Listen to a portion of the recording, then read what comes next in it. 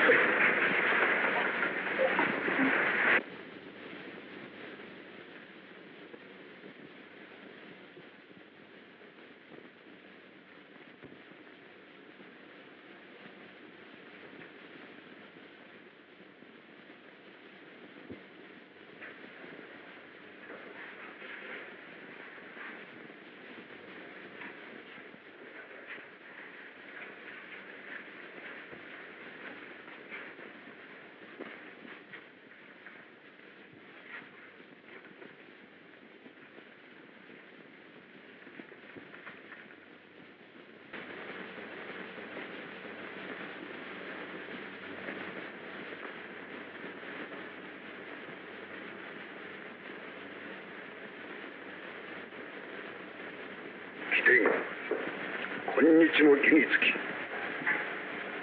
存じよりあらば相正すようにと上位によって我々病人まかり越しだ。ご情報によって言葉を改める。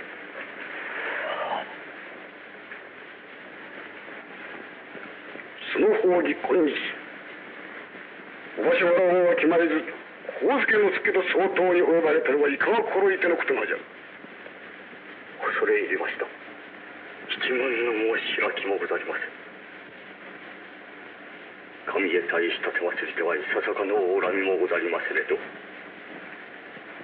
私の祝儀をもって前後を客つかまつり、格は人情に及びましたるしたい。上野介を打ち果たす心であったのか。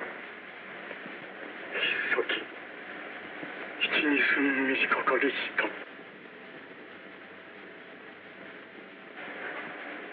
残念に存じます。この上はご大砲通り、私の救いと申するは、この場に至りましてはもはや何事も。ただ残念なは神月の隙を打ち損じとること。朝でにござりますね。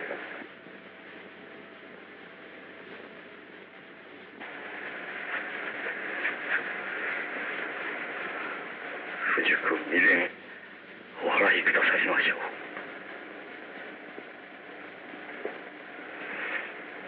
この上はご情報通りお承知を授けられますようお願いを得ます。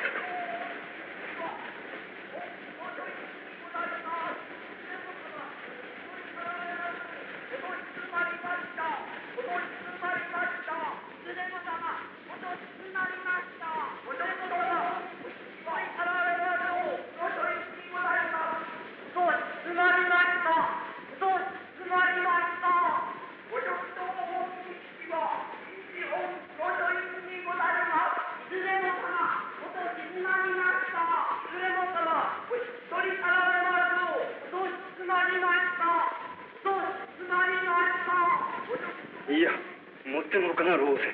それがし、匠の神に毛頭以降を受ける覚えはございません。あの物音、朝の匠や待て。それ、これをち。い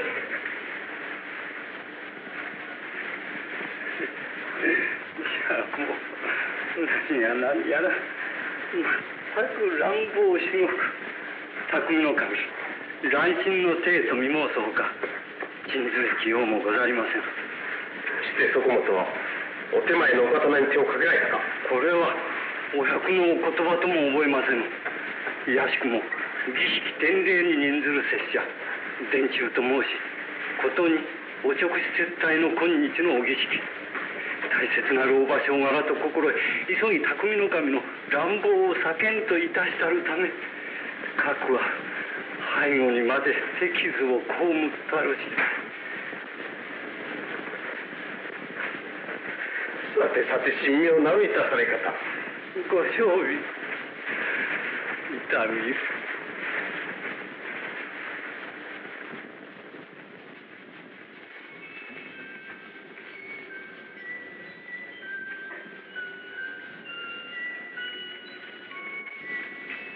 申し付けのことは。はい。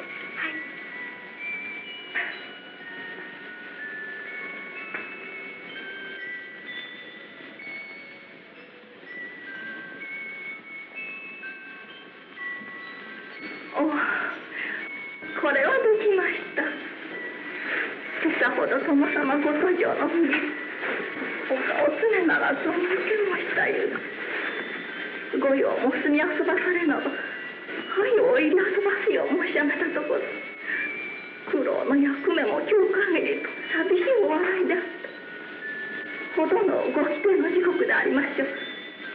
思考をしてお心を晴らし申す工夫じゃ。皆も心得てじゃな。はいはい。ただいま表より申し上げたき節あるようにて、堀部弥平殿、片岡源五右衛門殿、お広敷までまかり入れられました。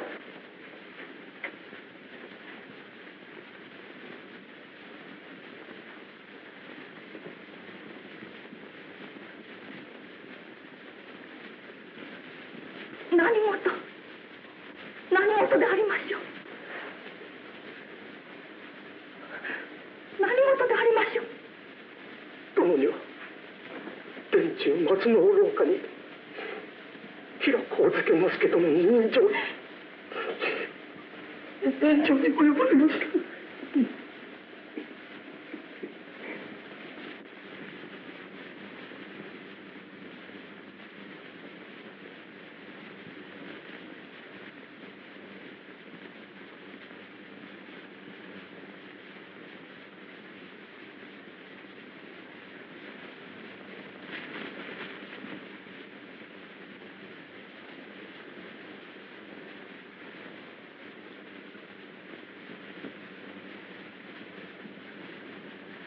4年の者の吟味課長つぶさにご老中に申し上げたるところ、ただいまご下知を下された。神付の末にお場所柄をわきまえ手向かいいたさず神病のいたし、お医師吉田慰安に服薬を仰せつけられ、手療は願いのまま栗崎同友の領事を受け、随分大切に御用いたすがよい。右につき公下同役の者差し添い、勝手次第退出いたしまするよう仰せ渡されてあった。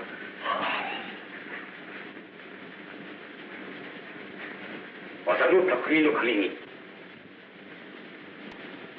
先刻お場所柄をもわきまえ、自分に祝意をもって吉良上野之助に人情に及び候談不届きにつき、田村右京太夫にお預け、その身は切腹仰せつけられるものなり。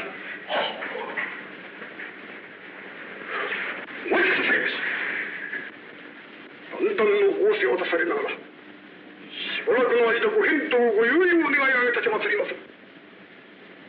加藤伝八郎一両剣で申し述べます。浅野身柄を田村家お預かりの一条のほかは、私におきましてはお受けいたしかねます。ご裁断を願い上げます。何と申す。最前も同役一同より申し上げるごとく、お上手たらしに対し匠の神の作法、いかにも神妙に存じられます。神に対し立てまつり、ささかのお恨みもなく、自分一個の祝意をもってうんぬんと、10が10まで侍として潔き返答と聞きました。どうしても匠の神は5万石の大名、今日のお預け即刻説得とは、あまりお気軽なる仰せを出されようかと存じます。加藤伝八郎を昇進ながら、ご政治ご吟味の端にお預かりまする以上、ご政党のお手抜かりをそのままにお取り次ぎいたしかねます。ご政党のお手抜かりだ。匠の神とて5万石の加盟を投げ捨て、今日のお役目かつはお場所柄を忘れて人情に及びましたお伝え乱心にもせよ。木は神月の方に落ち回しと申されますまい。侍は侍らしく人をもってお裁き願わしを存じます。神付之助に対するご賞美は無法の狼藉を受けながら、天中のご作法を恐れて手向かいいたさず、対等に手もかけざりしいたし方がいかにも神妙にお示されたのじゃ。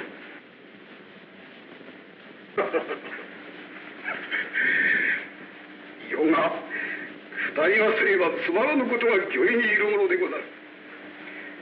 敵に面手を切りつけられてもただうろうろと逃げ去るばかり。我が対等を抜き合わす気力すらなかったを卑怯者臆病者と蔑むは我らの誤り。なるほど、平戸は電柱を恐れお座所近きをはばかって我が刀に手をかけなかったものでござろう。それにしても吉良上野之助と申す御仁は侍としては風上のお気の人でござる。おかと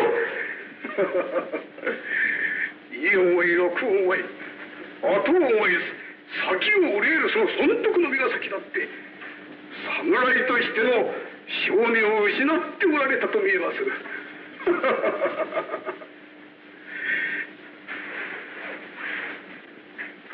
お上ご養生において今日の騒動、匠の神の来信、匠の神の人情に一決せられたるご模様なるが、お役の一人を加藤伝八郎軽々しくご同意はいたしません。天下人情か西郷のお取りたらしあってしかるべき場合と存じます。せっかくの申し立て、かつはもっともなりと思われる不審があるが、もはや柳沢美濃の神殿のお耳にも入れ、ご決着に相なりたる上は偏愛も相なるまい。お手前の申し立ては我ら両人において聞きおく。お待ちください。柳沢美濃の神殿ご一存のご決着にござりますが、何もって申し上げればありません。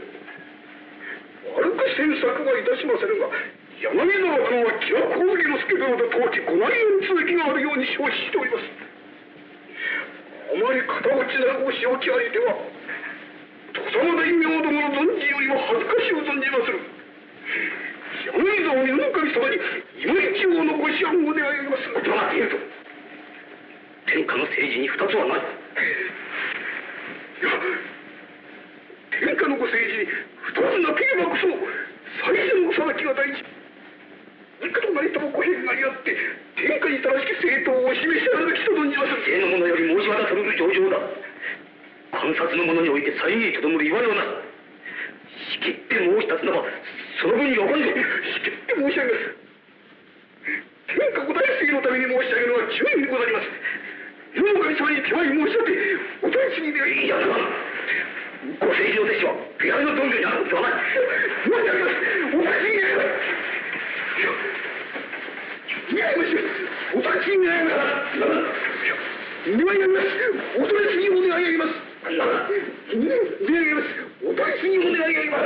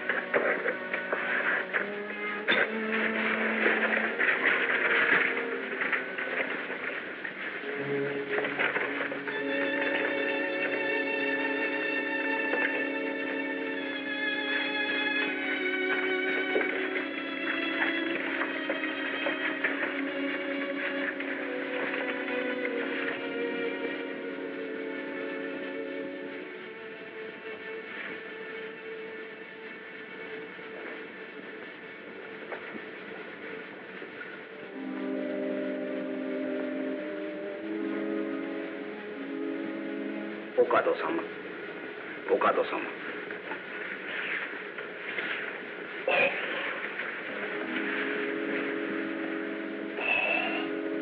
甲府中納言様よりのお言葉でございます。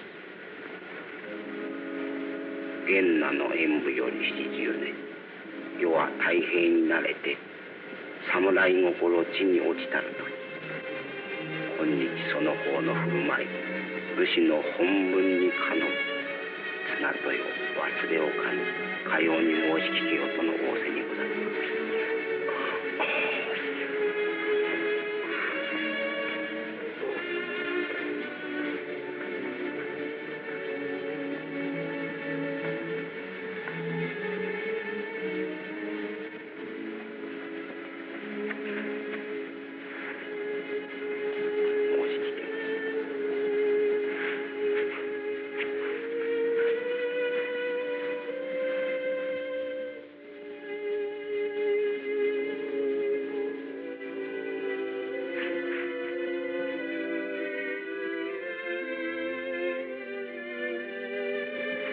岡戸氏、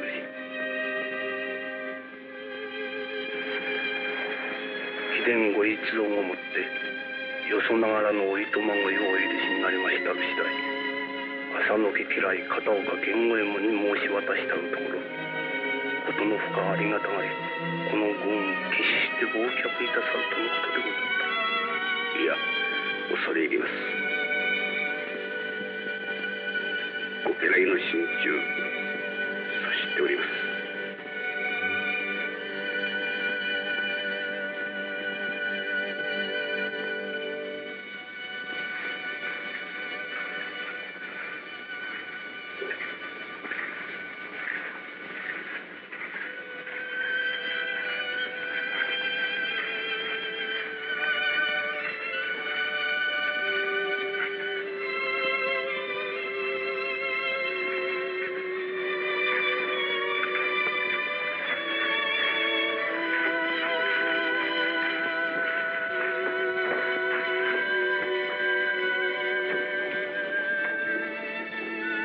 よう尋ねまいった。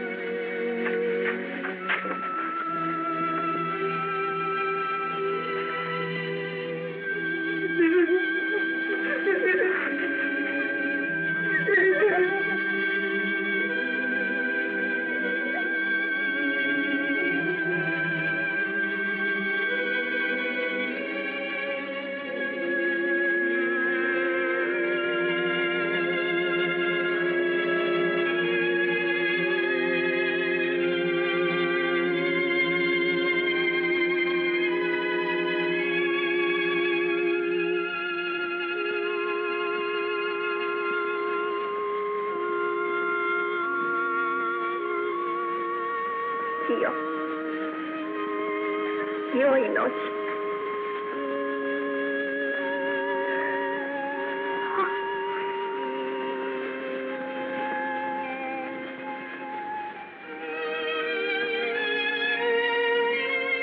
よ。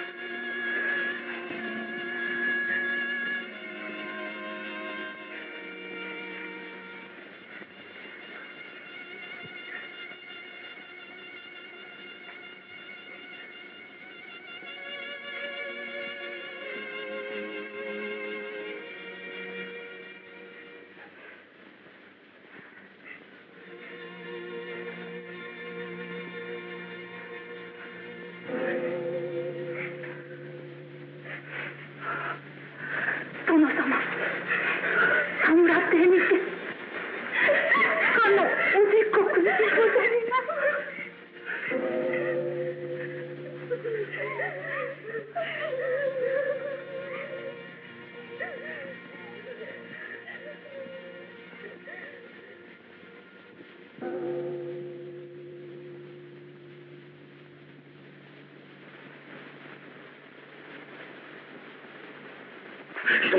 何の話をするおかんここで腹をいたして戦火の熊にお目通りがかなうつもりか。キラ殿には何の構いもなく無事に後ろを下がったと言うんですよ。しかしキラ殿の後ろには上杉様が我々の安らぎはとても妻のご無念だ。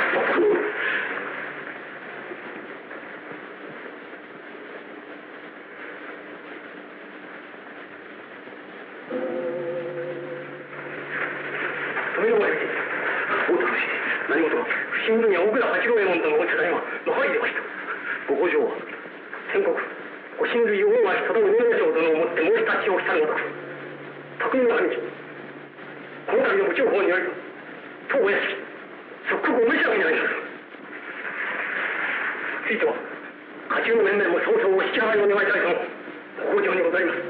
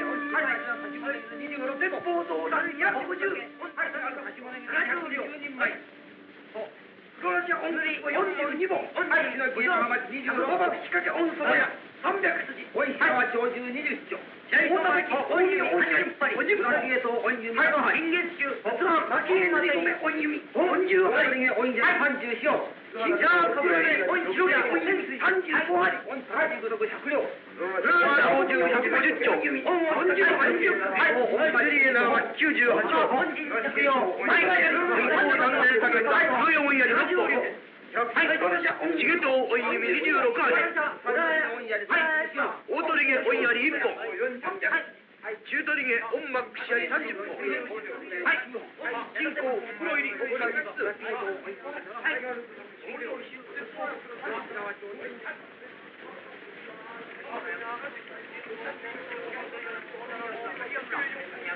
次にましては天才アープよりは東京サブロサンショーさんを書きそうないな。なぜ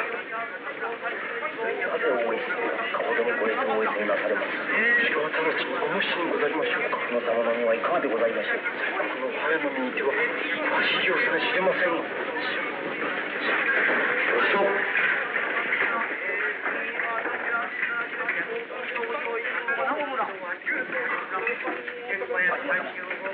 大石様にはお領地は公務より没収される隠遁者でございましょうか。あれを取り急ぐ味方たちを。その様のご所領はわしがそれを聞きたいことじゃ。我々は黙って大石様のお指図通り働けばいい。蔵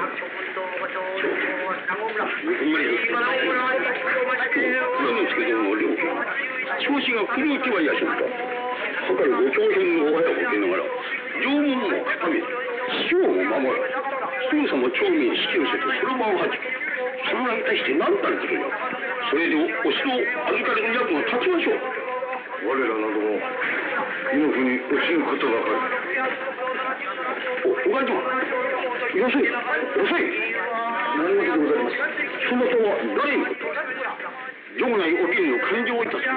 お長面の役はこの王の黒部。お頭大石様のご決でございます。勝手と申されては迷惑つかもしれません。よせ、これ、よせ、よせ、よせと申すし。よせ、大変しわしを受けながら、そのままはじいて全会場と、被害の一つなんだことや。匠の神様ご家来は、蔵之助殿一人ではござるまい。八王子役どもの評議も待たずに、さよう変派な下事をなさる蔵之助殿ではない。いや、確かにそれがしの指図に相違ござりません。ご苦労、何ほどに相なったか。詳しくはこれ。およそのところは900貫と存ぜられます。900貫。米に直せば2万何千石。ご当家1年の総物なりよりはるかに上だ。それほどの銀札がご領内に通用いたしておった。して城中在金だか。はあ、7000両ほどにございます。1000両。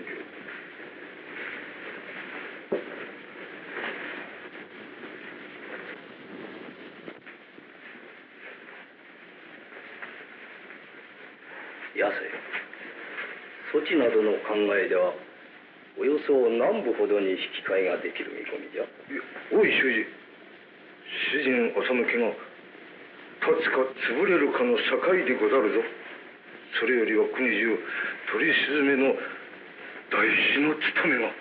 言葉ながら、もし浅野家の大転となれば、まず何よりも先に銀札引き換えが差し当たっての急務。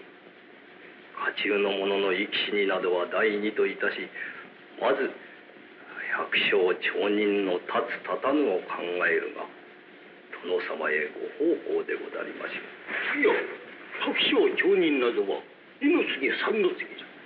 家中の者への振り当てをまず第一にご配慮あるべき。それはなりませぬ。赤穂四軍があっての浅野家、浅野家あっての赤穂四軍ではござりません。四軍の百姓町人に浅野家のため損失は与えられません。あなた様はそのための仕置きがろ急ぎそのお骨折りが願わしゅう存じます。土の間は申し上げます。ただいま早めの者立川一の中心に第二の岡山がほどなく到着にございます。使者は誰だ。わからんか。これは宗右衛門殿、大井主左衛門殿がご存じられます。宗右衛門は自身のおはや。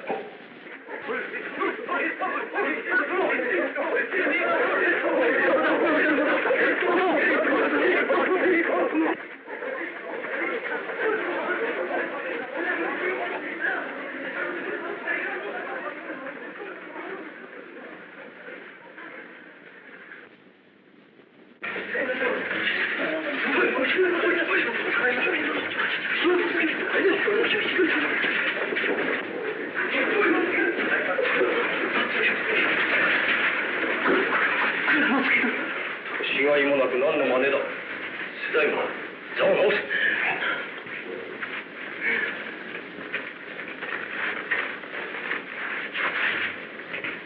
どうも安井彦右衛門という国元五十役一同へのご情報にございます。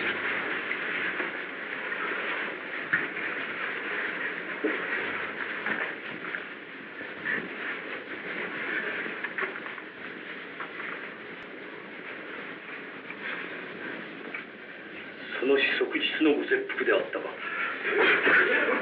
情報ここにの憎しみ激しく鉄砲図女将屋敷をはじめとして赤坂屋敷本庄下屋敷まで即日即刻のお取り上げでございます。して当日のお勅使ご供応の御儀式はいかがいたされた。殿中ご異変のためお取り述べにでも相なりましたか。いえいえ、御儀式上お城書院を急に黒書院にお移しなされたばかり。あとは万端順序のごとくめでとうご大礼を済まされました。ご大礼にお差し障りなかったか。それは何よりありがたいことであった。ありがたいことであった。で、吉良殿ご処置は何のお構いもなく。何のお構いもない。いかに殿様ご誕生と申しながらご公儀においてもあまりと申せば無慈悲片落ちなるごせですか。お申し渡しの御所もあろう。まずお叱りの門を受けたまわりたい。ご正気分でもこれ読め。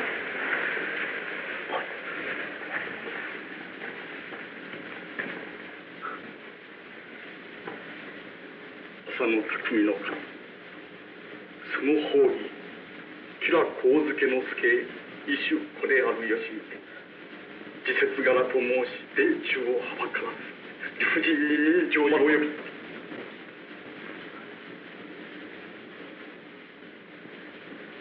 理不尽に理不尽に人情に及び候たる重々不届きにおぼしめされこれによって切腹仰せつけられるものなり。それだけに相違ないな。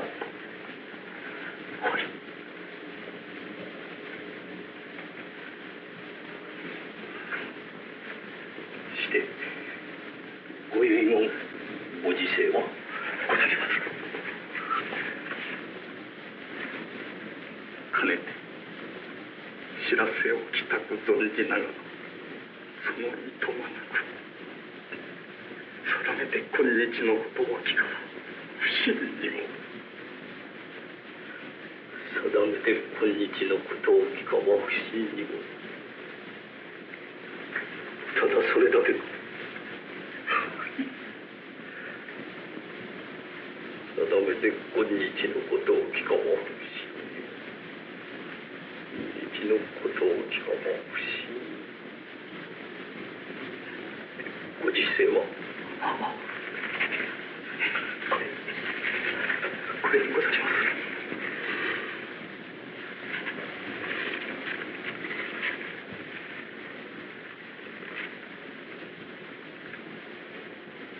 風さそう花よりもなお我は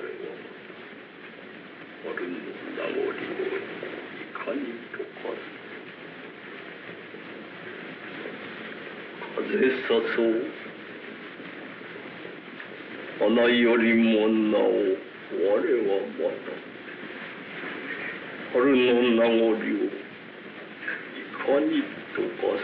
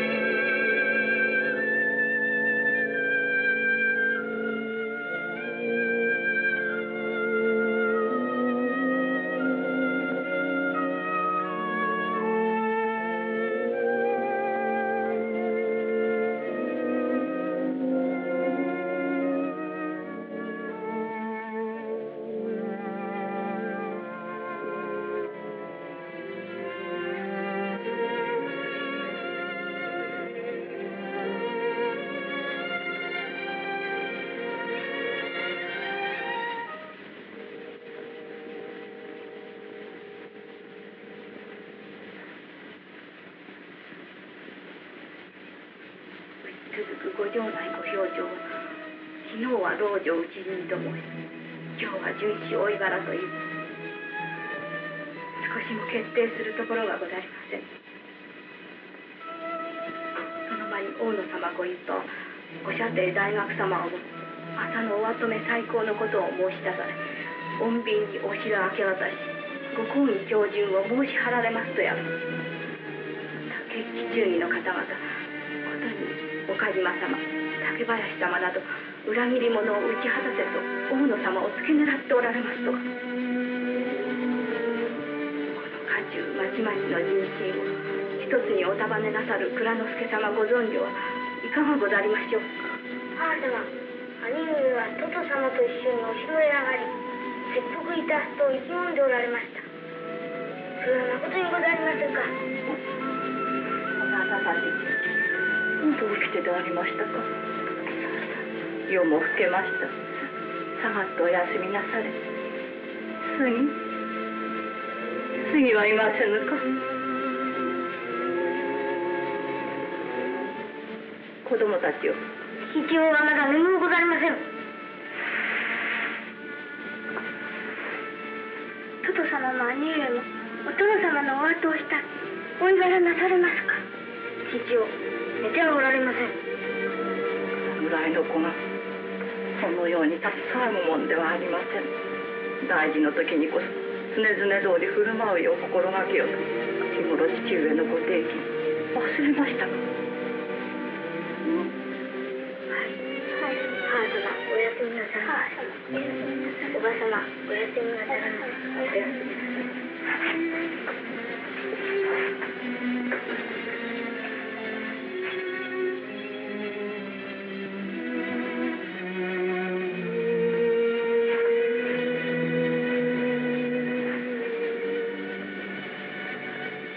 私と蔵之介様といとこ同士の続き柄とは思う。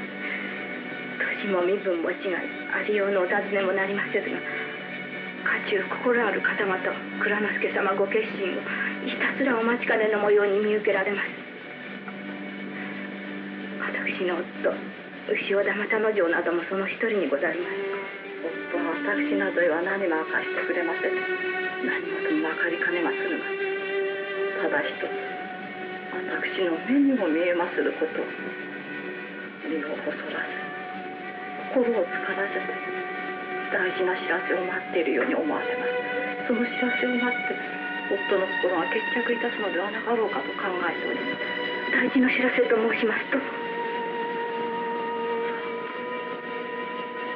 れが私にも分かりかねます。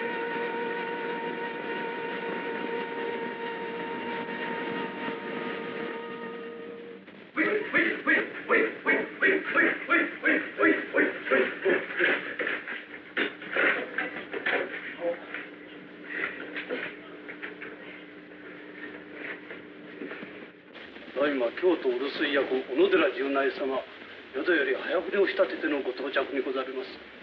十内殿。はい。京都より早船。はい。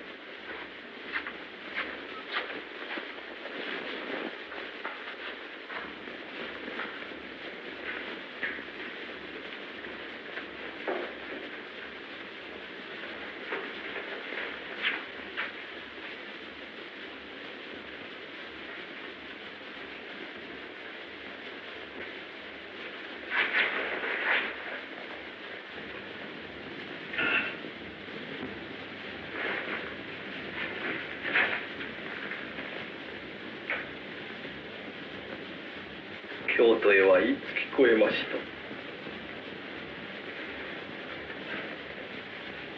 た。公儀より次号書にて18日のもつ半時知りました。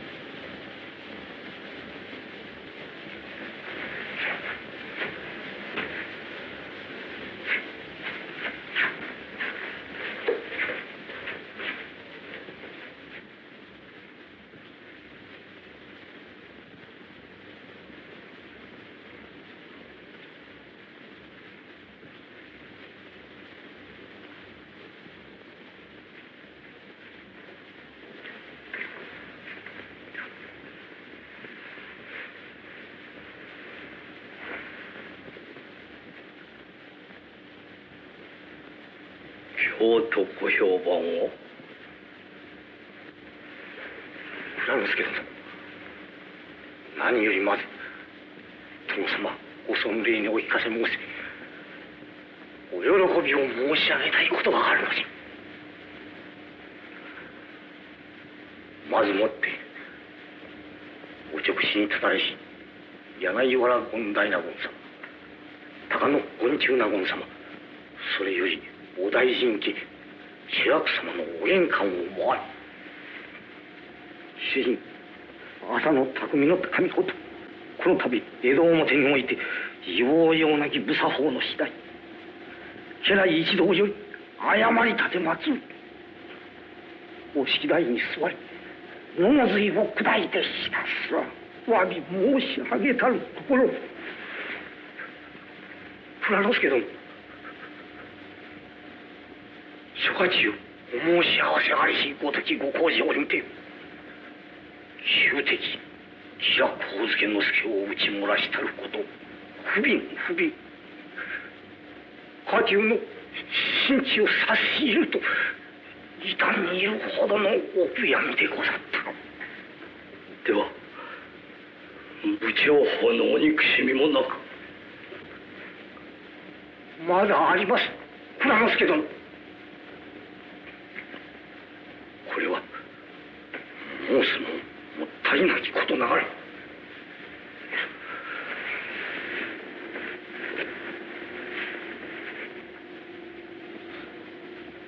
京都御所のうちより匠の神一年達せぬ不憫なりと恩噂を漏れ受けたまわったものがあるのじゃ。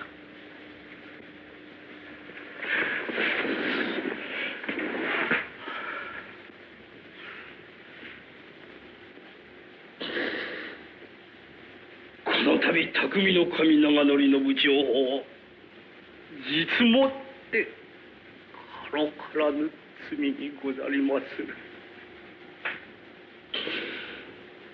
たとえ意志ありとて遺恨ありとてお直使に対する無礼は無礼、大不敬の罪に問われましても一言の申し開きなき場合、それを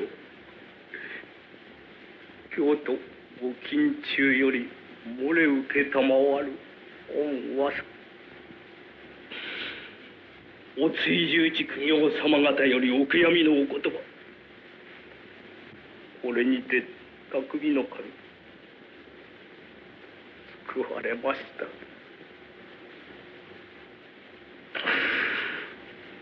家名の断絶惜しいことではござりません。所領5万3000億嘆くことではござりません。毎日京都府警の罪に問われれば浅戸匠の神長則は永世末代身の置きどころなき直感のみ。我ら家中一同とても日本国中にかがむところなき不敬の罪に服さねばなりません。我らいかに焦り願えばとで匠の神無念の仇討ちはかなわぬ義にござりました。それ一年達せず不憫なりと救われました。救われまして。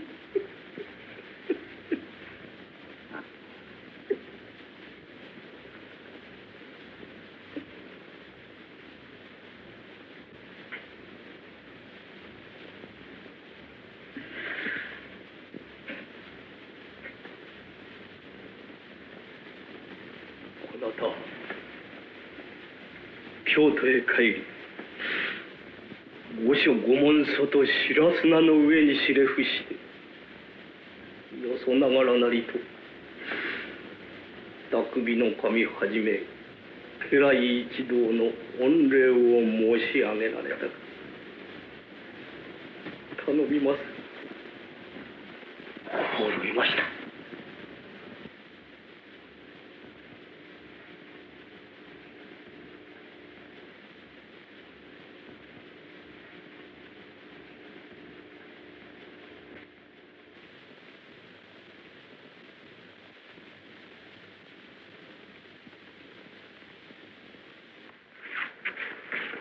やせれども、お主らいつのご来と、我らただいま着と、源五右衛門殿、お帰りなされ、江戸へ帰られ、いこまで食べたのじゃ。本国総括中は皆越し抜き、話になる者は一人もいない。我ら何のためにはるばる江戸より駆けつけたのかわからん。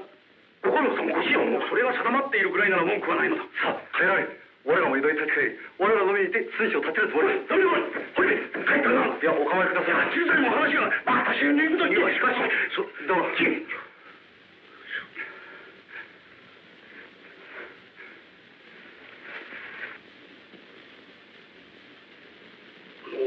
存念に今聞いたいちいちもっともしかしこの度のことは八分一等心の結びが寛容なのです。それゆえまず今日最後の症状を見届けその上のことにしてもよいではないか。いや見届けるようもございます。休めませ。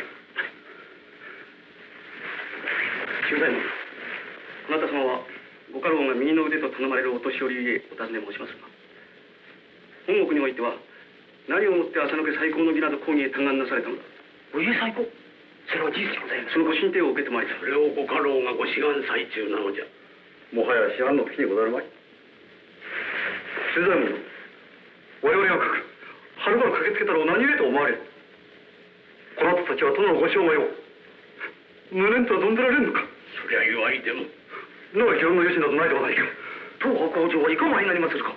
ことの講義をお分け渡しにござりまするか。それが今日の症状次第、今よりいずれとも定められぬ。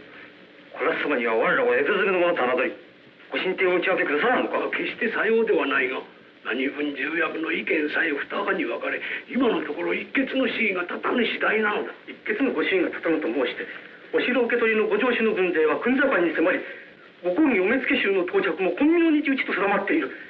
それにしてもなお一決のご欠場が立たぬのでござるか。立たぬのだ。宗右衛門様、こなたお早に立たれて今日が日までこの赤穂で何をしておられましたのじゃ。我ら宗右衛門様がお早に立たれると聞いたとき、宗右衛門様なら我ら江戸の者の志をお国表の方々に伝えて、きっと公儀ご政党の方打ちを世上人心に知らしめてくださいよ。そう喜んでお見送り申しましたのじゃ。それに来てみれば殿。分かってる分かってる。今しばらくお待ちなさる。ことはそうたやすく参るものではない。本国には本国でまた事情があるのじゃ。我が身可愛な事情でござろう。言葉が過ぎるぞ。これが見えるか。いずれも一節ずつ秘蔵の脇差しを携え、浴衣を一枚ずつ用意して親子に生き別れ死ぬる覚悟で参られたのじゃ。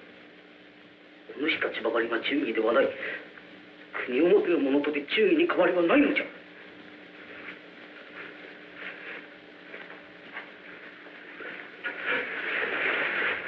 塩原勝先はそれでこう殿の無念が晴れると仰せられますのか。天下の物笑いになるだけではござるか。いや残念にございます。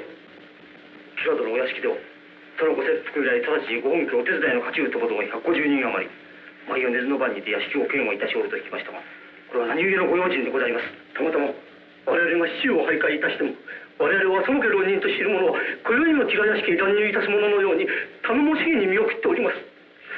150里離れたお国元のおの方の領家は知らぬことながら、我々としては所詮このままには済まされます。どうじゃ。だがこの際の決断は何事も大石の一存にあることにて、はたよりどこを申すべき筋ではない。万事蔵之助殿を信じてしばらくお控えなさい。いや安部は信じられません。我ら赤穂到着以来45日の間にさえ猫の目のように知らぬのかんこかろう。安部は信じられません。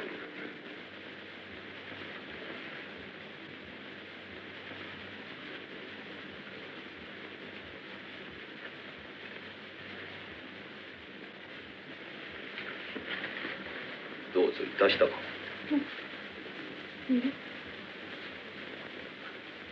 一月の間におやつれなされまし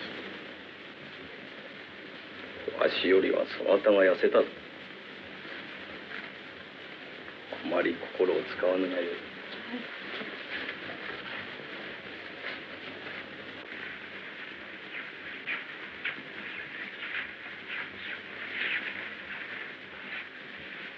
大義大義。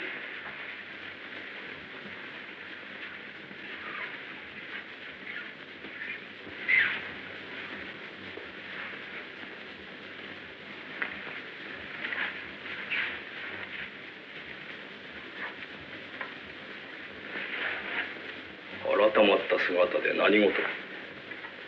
本日最後のご評定の次第によりましても、これが一生のお別れかと存じます。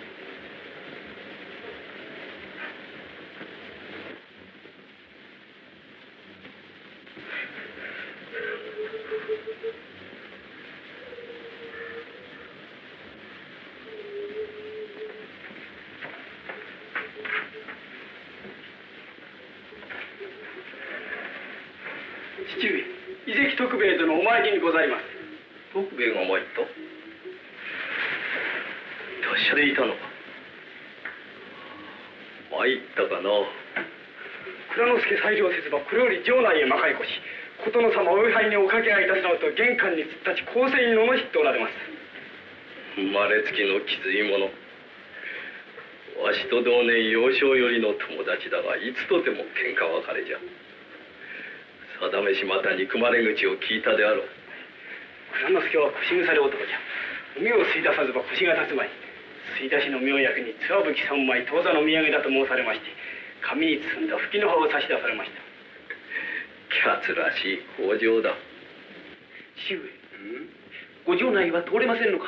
まあ待て、ここの機内と首都圏鎌倉口は岩手五城内は通れぬみじゃ。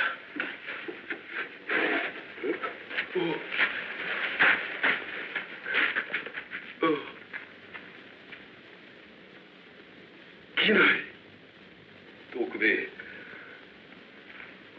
わかるかこの面、わかるか。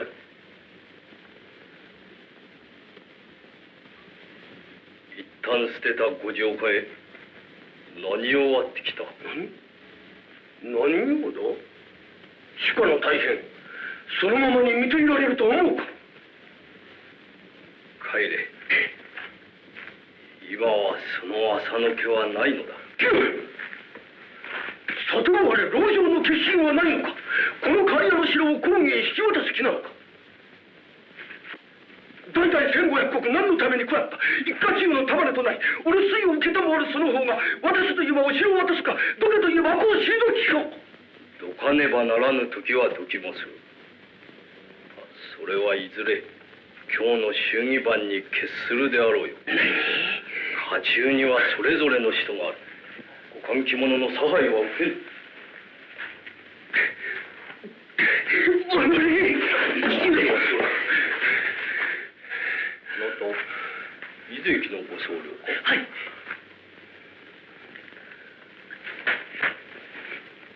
門左衛門と申します。何歳になられます。11歳でございます。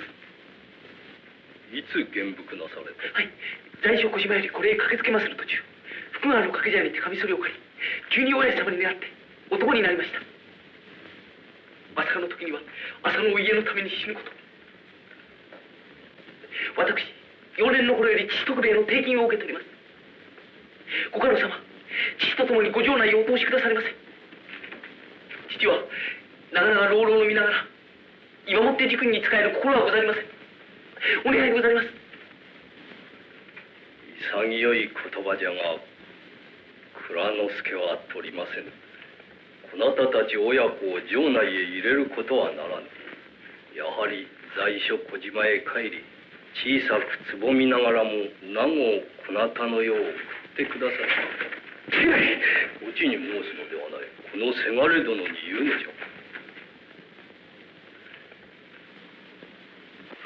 今日この姿にて駆けつけてくれた親切、蔵之助身に徹して嬉しく思う。仮に老女を接戦いたすにしても、赤穂お家にては追放の浪人たちまで引き入れて、ご公儀ご上司に背いたと言われては殿様の本田一家中の者の恥辱になります。お言葉ならご家老様、私門左殿、ただいま蔵之助が申したことをよく了見してくだされ。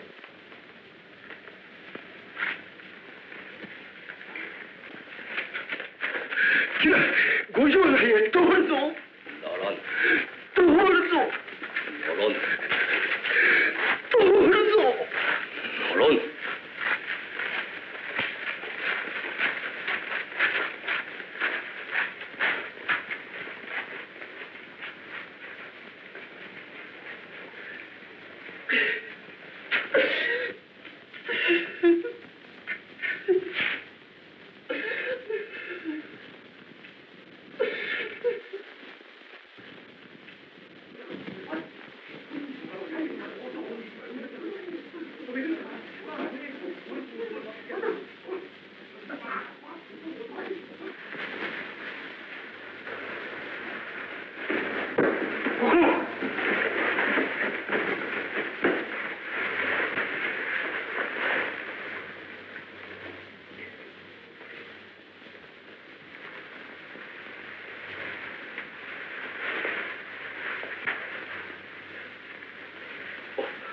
十郎だ。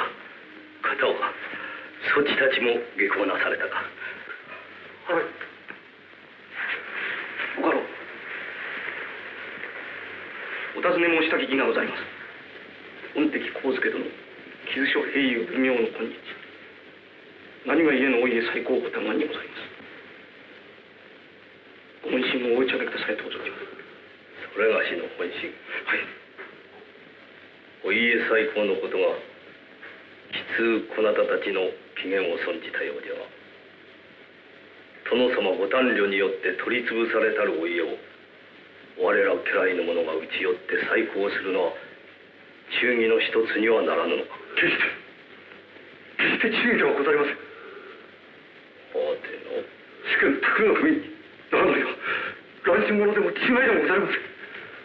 すでに殿中において小さな刀に手をかけるとき、浅野家滅亡は承知の上でございます。浅野家滅亡にも買い難きご鬱憤があればこそ抜き難き音波がすぐ抜かれたのでございましょう。この上はただ一年、そのご鬱憤をさんずるよりほか家来たる者の務めはございません。父さん、ご立中の際のお言葉に先一二分短くして上野之助打ち漏らしたのは残念なりとおらくり遊ばされして申します。このごことをいかがお聞きなされます。ご家老様、ご舎弟大学様がもし公儀のご恩命によってたかが一二万石の小大名になられますれば、それで人仲がなりましょうか。片上之助様を打ち果たしてこそ初めて大学様は世に立って人仲がなると申されましょう。いえでござる。いえでございます。たとえご公儀より大学様へ日本国全体にカーテン寺ご末で賜ると終的吉良上野之助をこのままに置くのは嫌でございます。嫌でござる。嫌でございます。ご家老、ご本心を承ります。この場にては申し述べかね。何とおっしゃられます。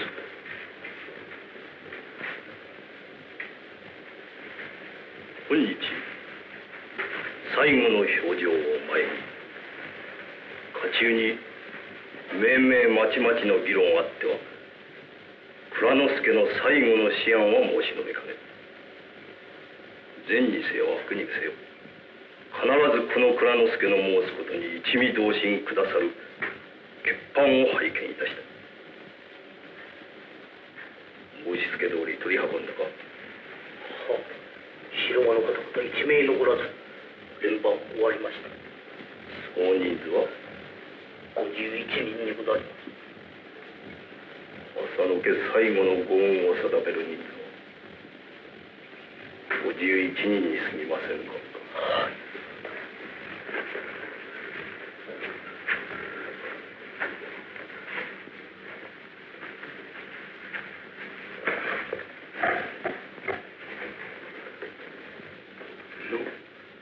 蔵之助様が申され、そなたたちも正式欠板少しご思う胸あり後に願います。安兵衛殿、私をでは十郎殿、私は枝立ち返りを急ぎまする。この静止は差し合いかねまする。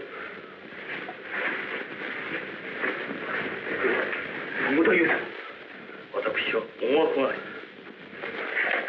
天私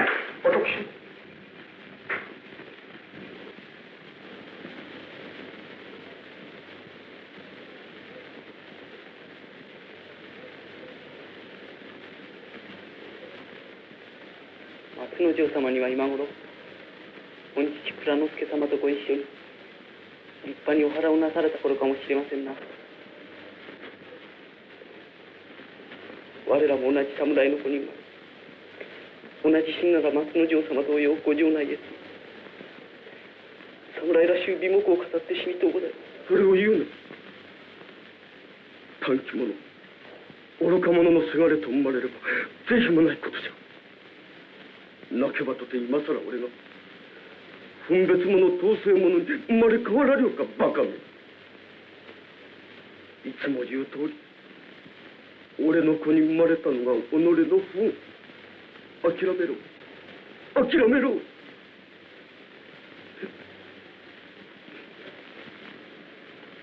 お城明け渡しの期日も明日明後日に迫りて躊躇を許さんの時と相なりました。しかるに家中の人心は日一日と離反いたし、家中300人のうち本日ただいま最後に頼む決死の人手はわずかにこの54人に過ぎません。その中世無二のおのおの方に手前心中の秘密も明かさず、一味の欠板を強いましたるは甚だ圧倒がましき処置ながら、いかんともせんすべもなき時節到来ご存ず。ついては難題ついでに今一応の無理難題をおのおの方にもご特進くださるよう改めてご相談いたしとご存ずる。今一応の無理難題というは、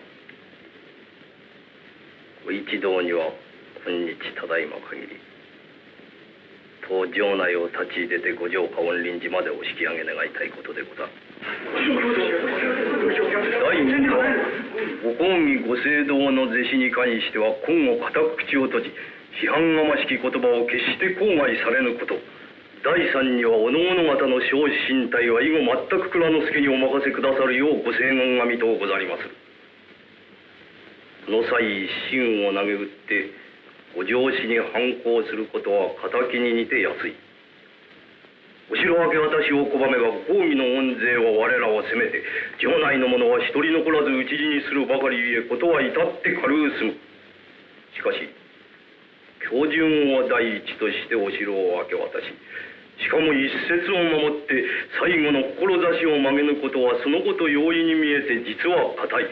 大師の見差をなくしては遂げられぬ難事と思う。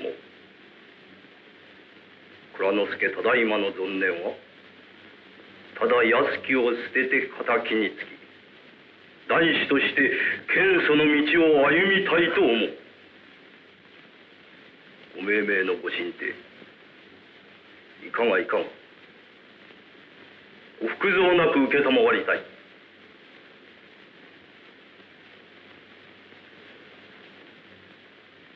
杉さんながらお尋ね申します。我ら一同流浪の浪人となりましても、一年はただ吉良殿のご存知を忘れかねます。この儀は言うまでもないこと。吉良殿ご存情を忘れぬはお殿様ご生涯をつかの間も忘れぬと同然。吉良殿ご存情はあくまでも忘れません。助も結板に加わります。ご家老安部も連敗を加えのこと願いあります。私に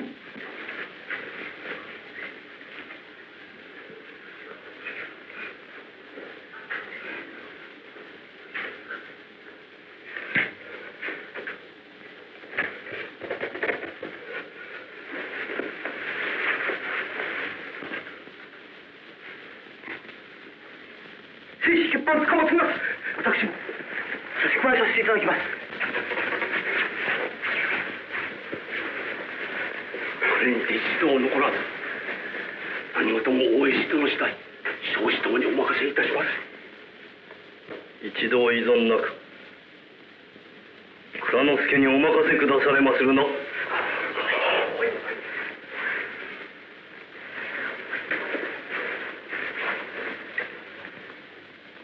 各評議一決の上は何事も後の時節、命名物静かにご退出あられましょう。祖代々通いなれ、朝夕見慣れしお城のうち、襖の絵にもお庭の木にもこの世の名残は残るべし。我らも見納め、おのおのも見納め、静かに名残を惜しまるるがよい。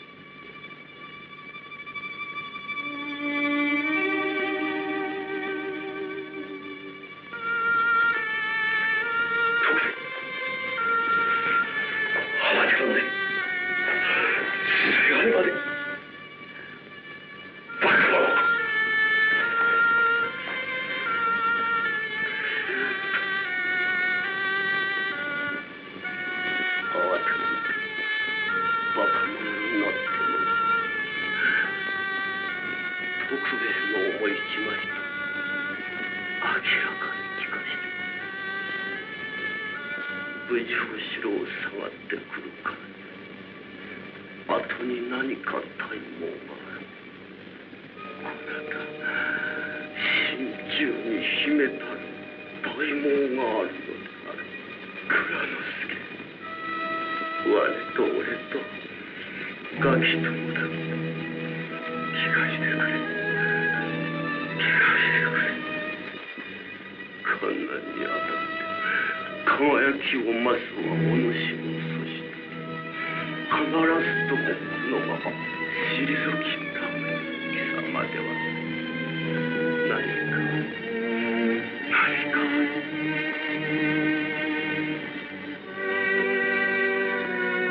一足せがれ見上げ聞かしてくれ、蔵之助。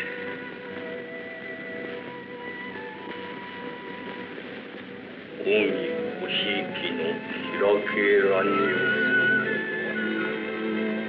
制度に批判を加え、近江ご大砲の片落ちを天下に向かって非難することになるのだ。早く言え、耳が遠くなる。蔵之助は近江のご政道に反抗する気だ。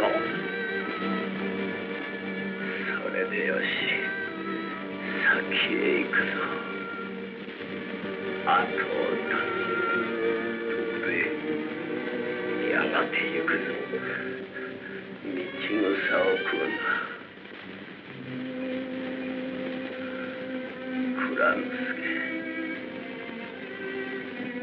待っている。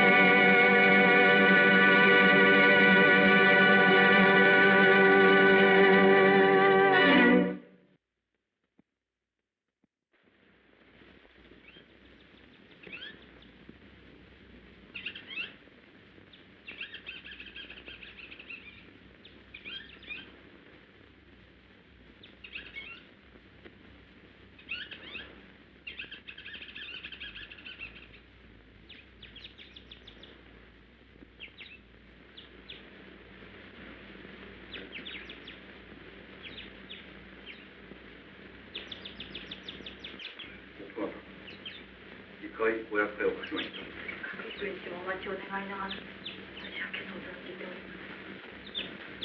灯籠の上原に2日も3日も結構ずくめのご馳走に預かりました段はありがたく存じますが、肝心のご家老のご帰宅がなくてはとっくりと腹の口くなるようなご馳走話にはなりかねました。はい、我らは江戸表17人の総代として当山科に下校を捕まったもの基本から島原は下口をか存ずるが、いつづけのご家老を訪ねいたし、口強いご所存のことを承らずには東へ足は向けられません。竹林、初めから江戸仲間にてことを進めればよかったの。兄弟といい家老という不在恩子の何前を渡されたのは我々の過ち。まあ何事も入れ替えた協議次第だ。もうこれっきりお目にかかれるかもしれません。随分とお体をお答えです。はい。はい。通常必ずお二方を父上のもとへご案内いたします。頼みます。頼みます。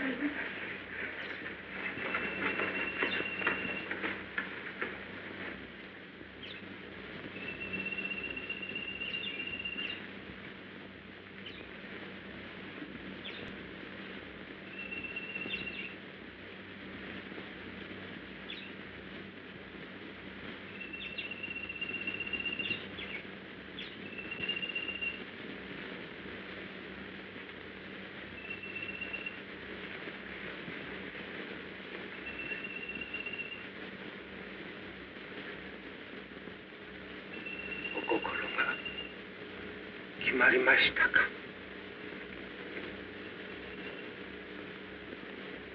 工藤申しますよなれど、やはりお里方旦那様のお示し通り当大石家よりは暇を取り田島の家へお帰りなされるが上分別と存ぜられます。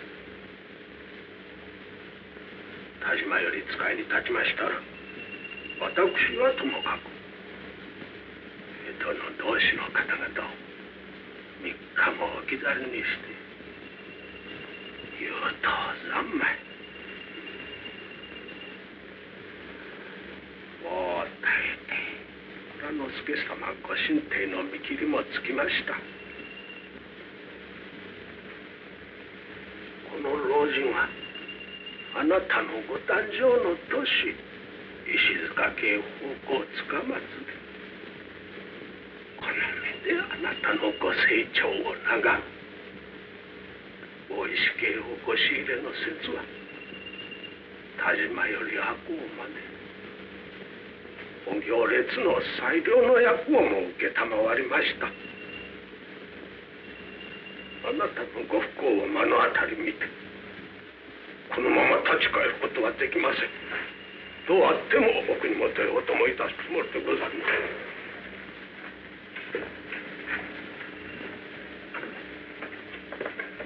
す。お子様方もともども田島へお連れなさいませ。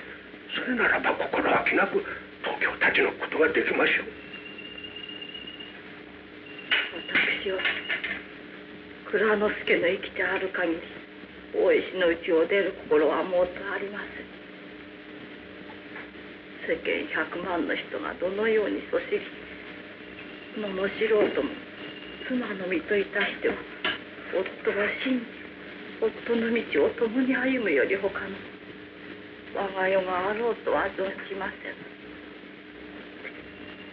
おなれ一人の神楽家も妻子も顧みず忠義の心も忘れ果てたお人でございまするぞ。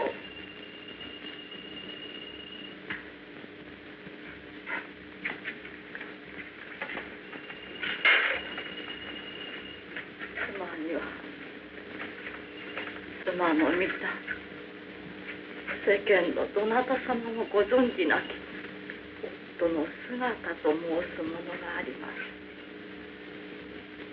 その妻の目に映る夫はそれほど根から生えた放埓者とは思います。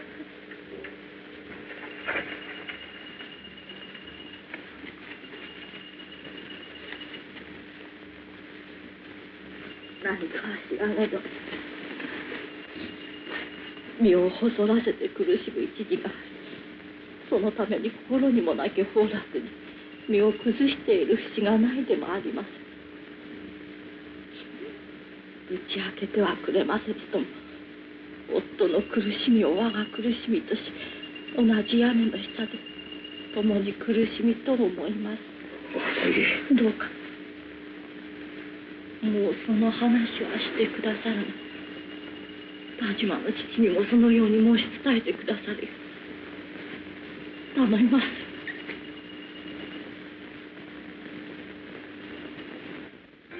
蔵之助殿にはただいま近衛関白家諸大名新藤殿が急用にて参られた。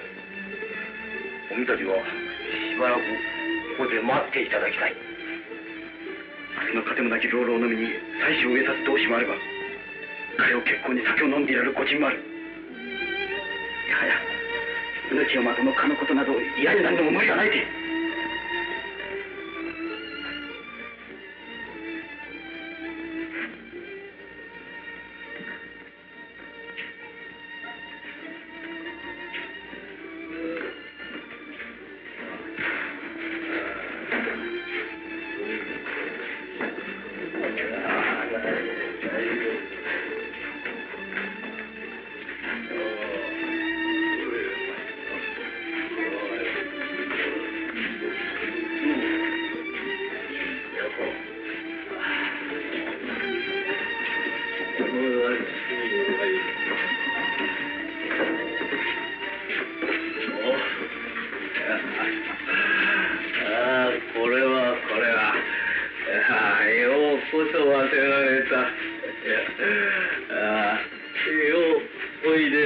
れた。こ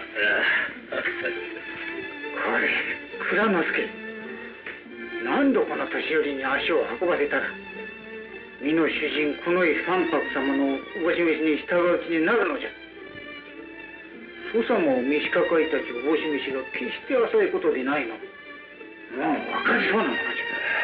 おぼし飯の残弾、こちらもまたたびたびお願い申しましたる通り、滅亡の秋華の前途を見届けず、この絵お家にお仕え申してはことの絵中が立ちませぬ。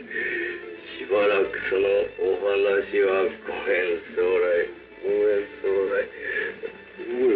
女だ、酒じゃ酒じゃ、白米いて笹盛りじゃ。おなごどもは遠慮いたせ。はい。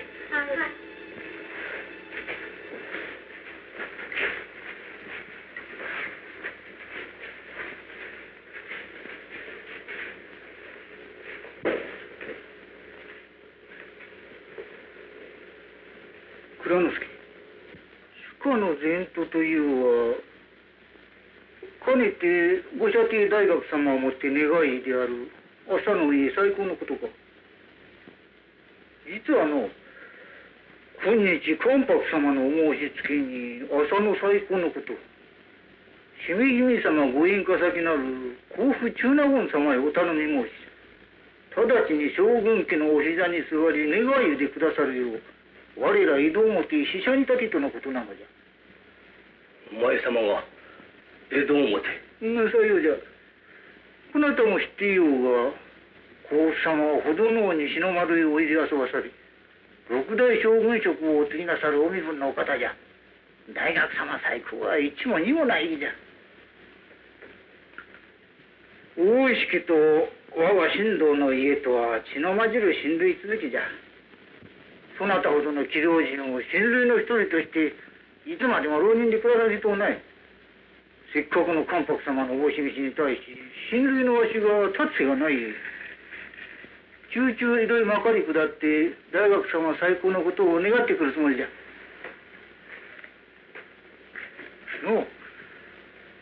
浅き復讐などとあまりものを窮屈に考えぬことじゃ。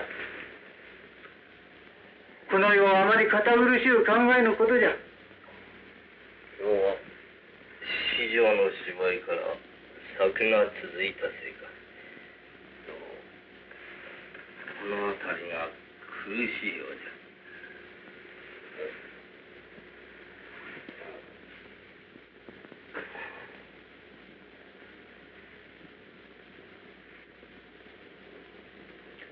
よいか蔵之助、約束したぞ。朝の永遠の最高が叶ったら関白様のおぼし飯に従えよ。甲府中納言様が久保様に願い入れられた後、万が一にもそちたちが騒ぎ出すようなことがあると、甲府様にもこのお家にも一方ならぬご迷惑がかかるぞ。これだけは忘れるなよ。忘れるなよ。よいか。年寄りの親切、決して忘れるなよ。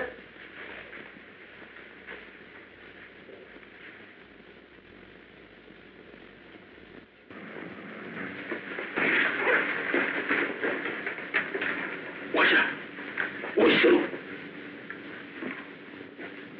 どうなった？聞きましたぞよ。ただいまの指示聞きましたぞよ。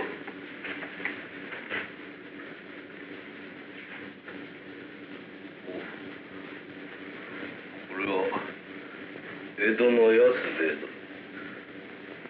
竹林ではないか。ただいまの手たらく、あれはご方針か。この絵関白家とやらにしかるなさきか。お手前の暮らしさえ立たば、同志54人を少子の境に迷わせる気か。わずか1年になるやならずで、殿のご無念、もうお忘れか。竹林、もう言うな。酒と女の浮世元がこれほど少年を腐らせたのか。事のに背き同志を欺く。何がご正体だ。何がご苦労だ。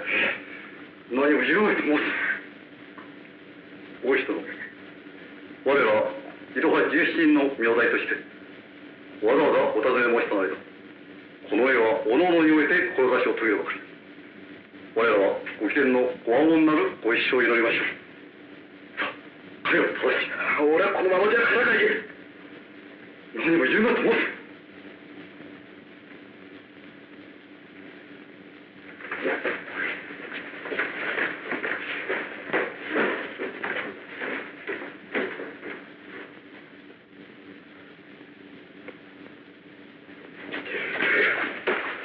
父においとも申し上げます。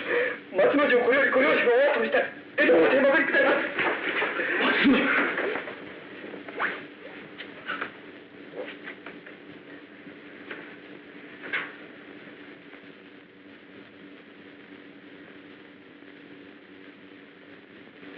話したいことがある。近寄れ。いかに上手に測ろうても測りごとはやはり測りごと。人の手からは水の漏るものじゃ。去年3月お人情の知らせを聞くと同時に父の心に起こった決心、恩敵吉良殿を討ち取って殿のご無念を晴らしたい一時であった。殿はご幼少にして御父君に別れ、ご家督をお継ぎ遊ばされたは9つの時。わしも幼くして父に別れ、祖父の遺跡を継ぎ家老職になったのは18の年。それより20何年。もったいないことながら我が弟とも我が子とも思い参らせてお育て申した殿様じゃ。去年3月ご切腹の知らせ、誰よりもこの父の心に痛かったのじゃ。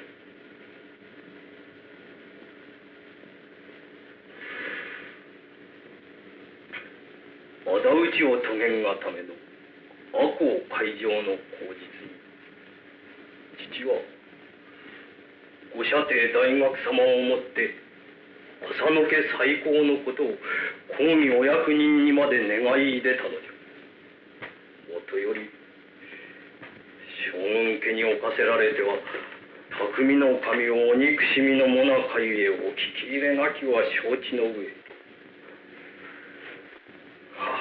計りかねるは世の人心じゃ。世間の人気が次第に赤穂浪人に集まり、道中筋の馬方船頭まで浅野様愛し吉良殿憎しと流行り歌にまでうとうそうに。父の心が痛み始めたのはこの頃からなのじゃ。公儀お役人でも世間の人気には勝てぬものか。先ほどお城受け取りのお役大目付荒木十左衛門ともより浅野家最高の嘆願はご老中方のお耳にも入れた。心強くご首尾を待てとのお手紙があった。父は念願の腰を打たれ一時に戸胸をついたが、こちらから願うたことゆえ待てと言われれば待たねばならぬ。またその噂にご親類方もこれは捨てておけぬこととお役人中をご奔走中とのこと。それのみか。今ほどはまた父の心もお察しなく、この絵関白様までが。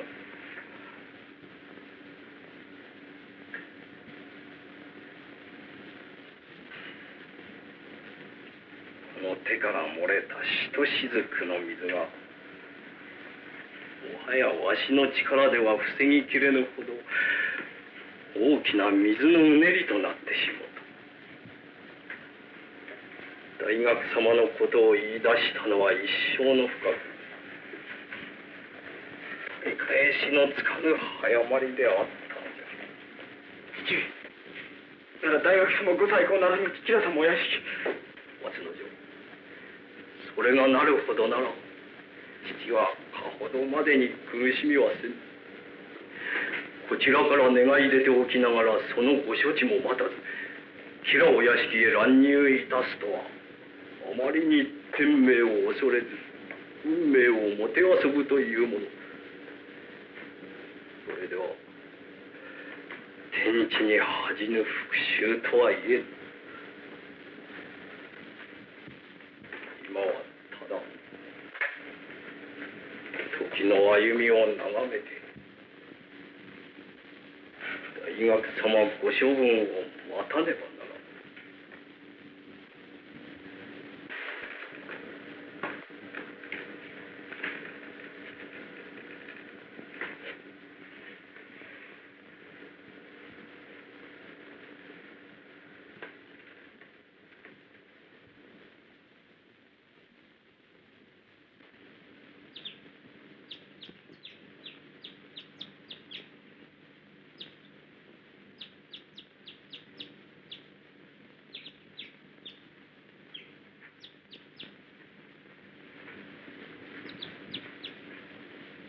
助かりましたぞ。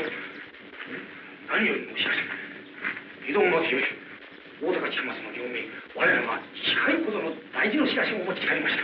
ご家老様、お舎弟大学様のご恩義ご処分が配って我にて受けたまる。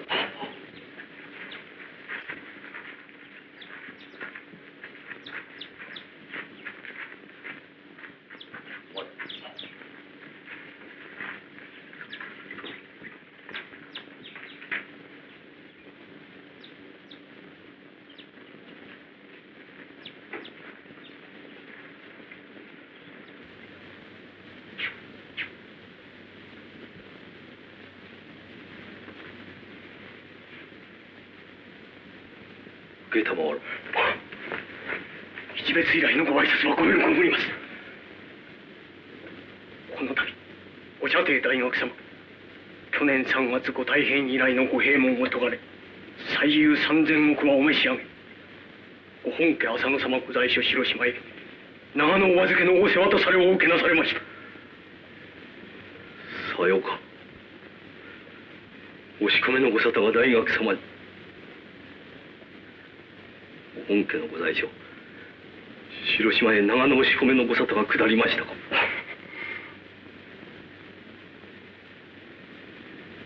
さようか。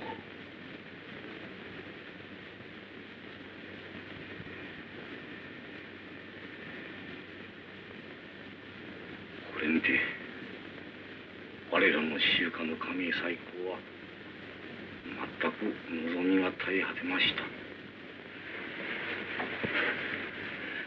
この世はかねての存念、一日も早く本会を晴らした。早々ご出府をお待ちいたすと江戸は一方の申しようにござります。今日まで蔵之助の所業、おのおの方にもさぞや不埒千万とも文を道断とも思われたことでありましょう。これより直ちに江戸表へ曲がり下りましょう。ではお下りくだされまするか。はい。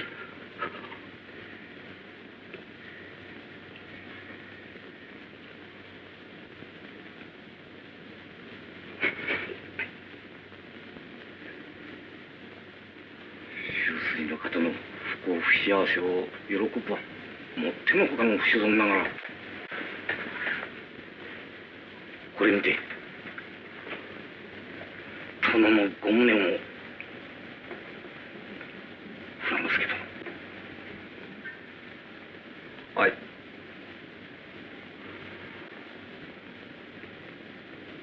この上は本敵吉良上野介殿、たとえ上杉15万石を後ろに切るともも恐れることはござりませぬ。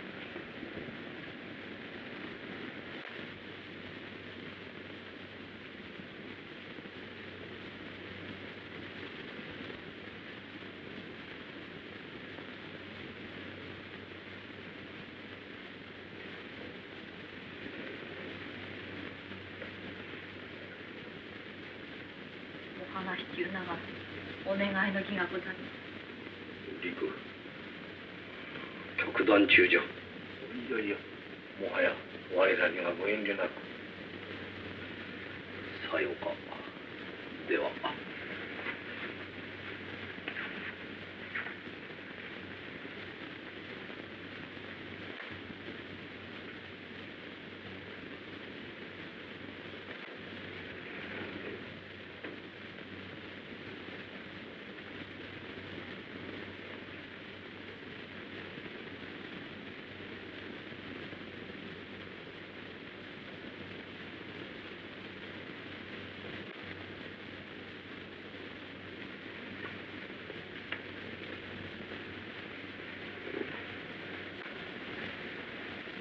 何事？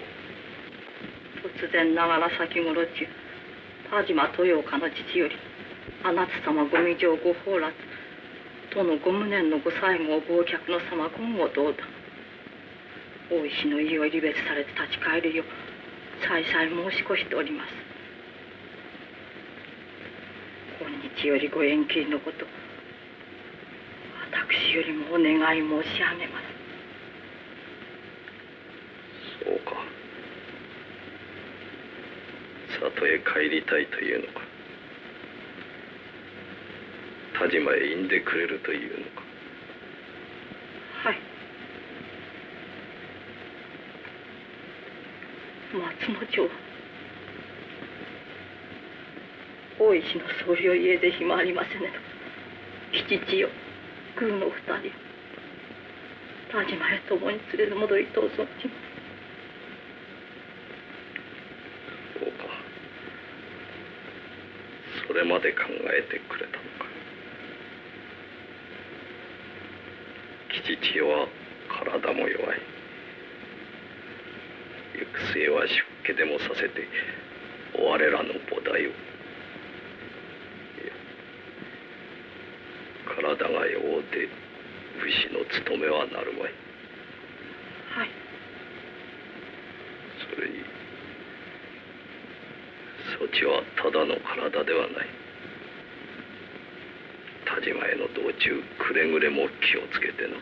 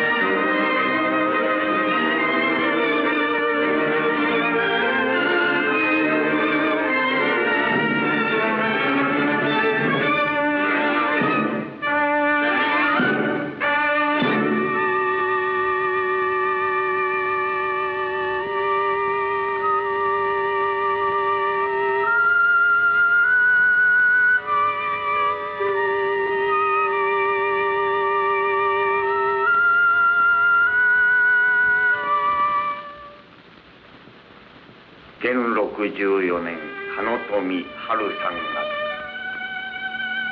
江戸城において播州赤穂の城主浅野長則、法家衆吉良上野介へ異種これあり人情に及ぶ。しかるに長則は即日切腹、所領没収を仰せつけられ、上野介はお構いなし。すなわち急を聞きて家中大いに天道。ここに家老大石蔵之介、よく祝儀をすべ諸藩の事情を洞察し、密かに決死の死を語らい復讐を命約して赤穂を開城す。たまたま蔵之介が開城の口実として幕府に嘆願したる浅野家再興のこと。彼が志に反し急然として天下の同情を集むるところとなる。もしそれ浅野家再興のこと成就せんか、復讐の名目天下に立つるところなし。蔵之介甚だしく悩みて元禄15年の春を迎こう。いや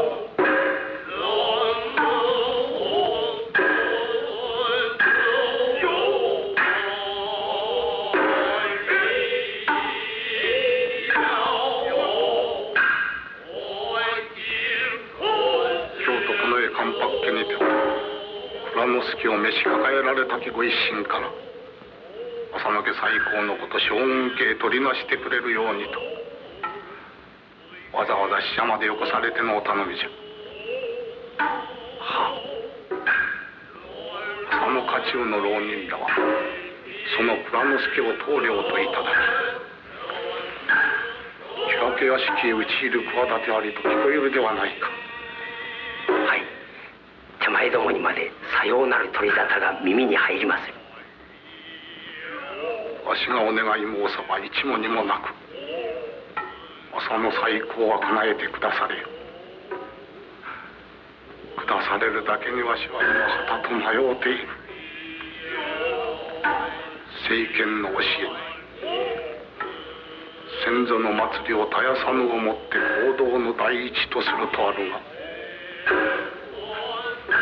綱とよ口幅広き申し分ながら政権の教えも時には踏み越えねばならぬ時があると思う。まずおっしゃってごろうじます。白石ご講義いたす日本歴史学のうちにてお心得なさるべき点だけはすでにあらまし申し上げておいたはずにござります。我らは当人ではない。政権の言葉を聞く前に日本の武士たることを忘れてはならぬと思うがいかに。よく仰せられた。全くさようにござります。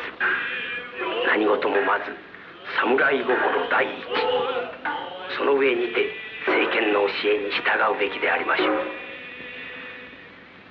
将軍家において浅野家最高のことを聞き届けくだされたとなれば、もう敵討ちはならなくなるぞ。天下公論の上を敵討ちの名目が立たなくなるのだ。何事だ。お内司様、里方、近衛様を使い、今日ご気楽につきご挨拶に上がられましたが、将軍家ご内願の儀だけはご承諾くだされましたとご返事申し上げまして、よろしゅうござりまするか。このままにては。くどい。浅野のことには見とて少し考えがあるのじゃ。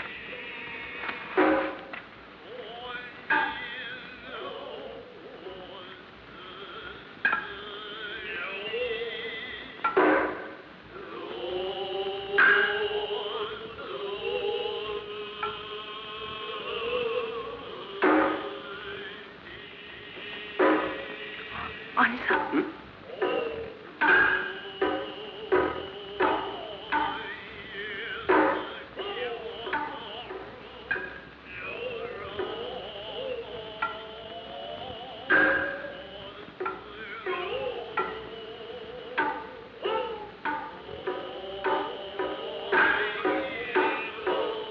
こちらが後藤家のお殿様か。とんと学問気違いのように聞いていたが、いや、ただのネズミ、いや、ただの殿様ではござらぬ。これ兄様、せっかくのお頼みゆえ後藤家ご奉公に間もない新山の私が無理にお救いのお許しを願って差し上げましたなれど、今日は諸家様お招きの大事のおのゆえくれぐれも粗相のないよう頼みますぞ。心得ている。こちらか。はい。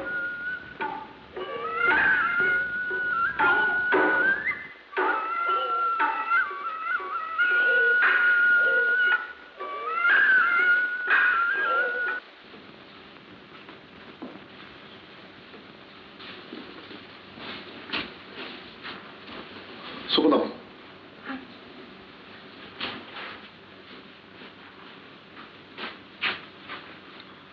そちは確か浅野の家に仕えたものであったの。ただいま庭先へ連れ立ったは何者じゃ。たっての願いに今日のおのおのお好きにお許し願いました。私の兄富の森助右衛門にござります。そちの兄？赤穂浪人のそちの兄がたっての隙間を望んだというのか。その助右衛門ってやらは今日のお吉良上野が参加いたすことを存じておるのか。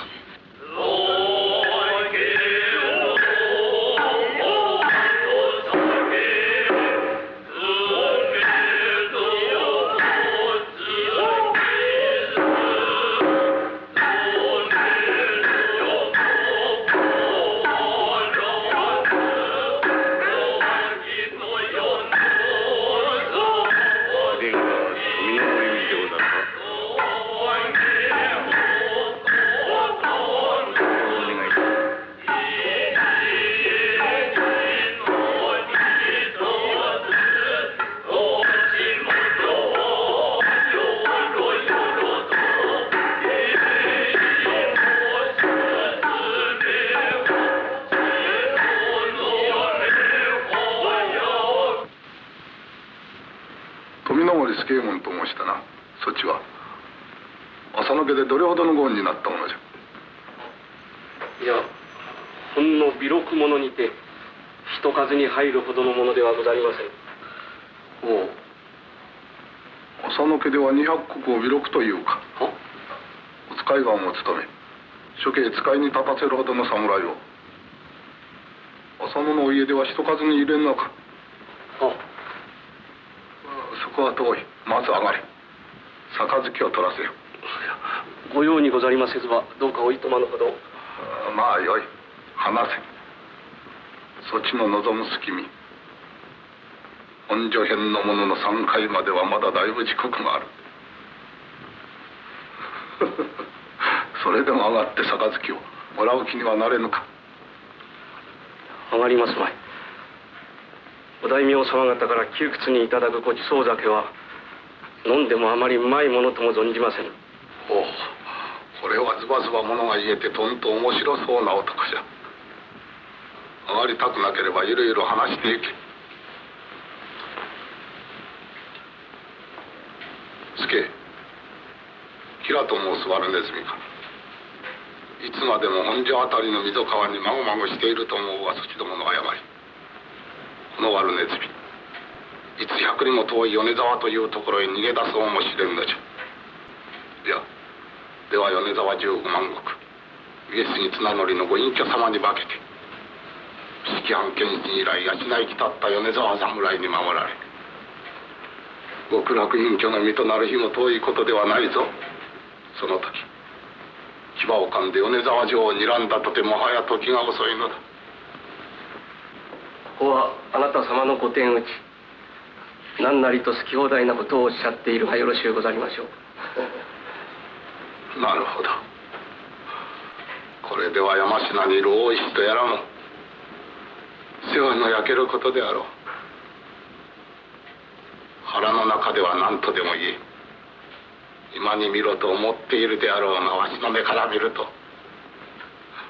不憫やさすがの大石も大きな手落ちを一ついたしておる。大石は大石、我らは我らでござります。大石となろう者が昨年より急に変わってみえる。この放埓はただごとではならぬと思う。なるかならぬかは存じませんが、やっていることだけは真実でござります。ならば蔵之助が変身いたせば、そちどもまで忠義を捨てるのか。お大名様方はご存じござりますまいが、勝手道具に桶と申すものがござります。タガがあればこそ桶、その一本のタガが切れれば皆バラバラ。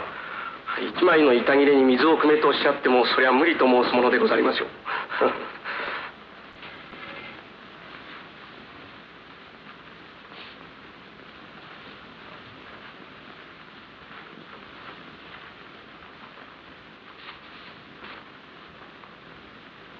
助も、もしそちたちの間に深い目論み事などあらば、それはそちたちだけの目論みと思っては間違いであろう。そちたちが志を遂げるというのは、同時にまた天下幾十万の武士がその心を遂げることになるのだ。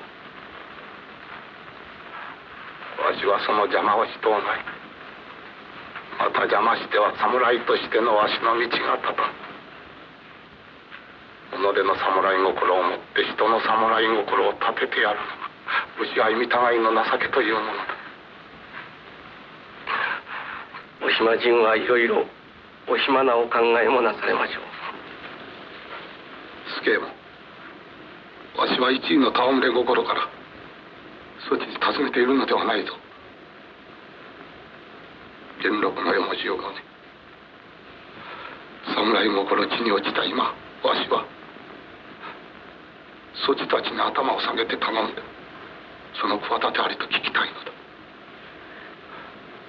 言うまいと覚悟しているそちの進展を立って聞こうというのはこちらの身と思うであろう。助も、わしを見よ、わしの目を見よ。わしはあっぱれ我が国の義士としてそちたちを信じたいのだ。それながら、それなれば一言受けたまわりましょう。ご当代将軍家におかせられては生来ご祭儀のお心深く、諸家諸教の評判行きを喜びたまわざるよし聞き及びおります。天内以来20何かしらの潰れ大名のうち、女道楽や遊下三昧に家名を潰した大名は一軒もなく、皆世上評判良き家にのみ限っております。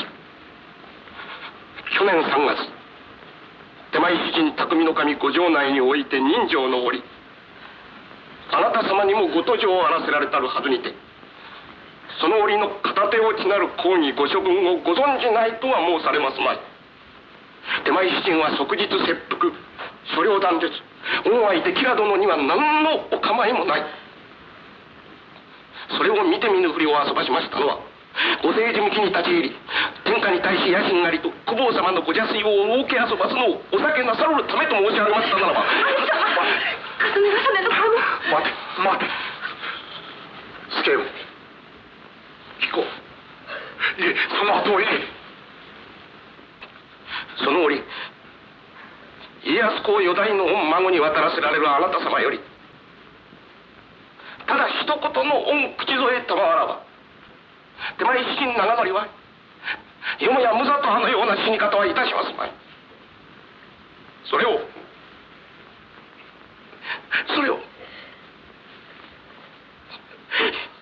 今さら我々浅野家臣の者どもに武士の武士道のとお責めなさるのはお大名方の勝手根性ありがたすぎて迷惑に存じます。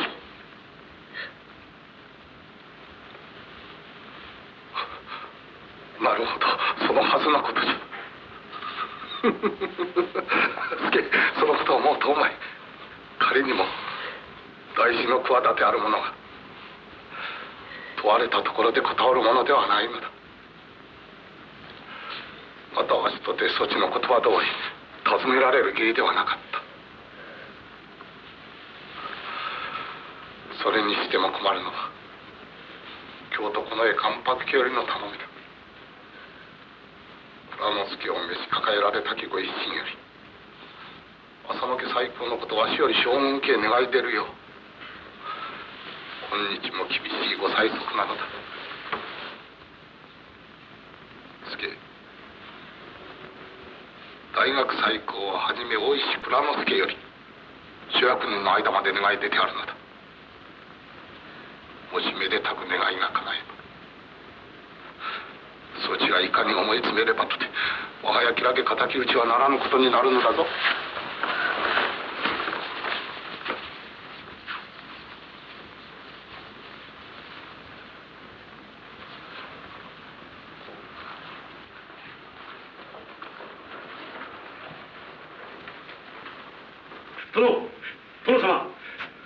殿様己らよりご公儀に対して浅野家再興のこと願い出しておきながらその片手に敵討ちするとは裏天下大義の上より決してならぬことだぞ。では殿様には浅野家再興の儀を。明日は久方ぶりに登場して直々将軍家へ願い出てみるつもり。恐れながら殿様恐れながら殿。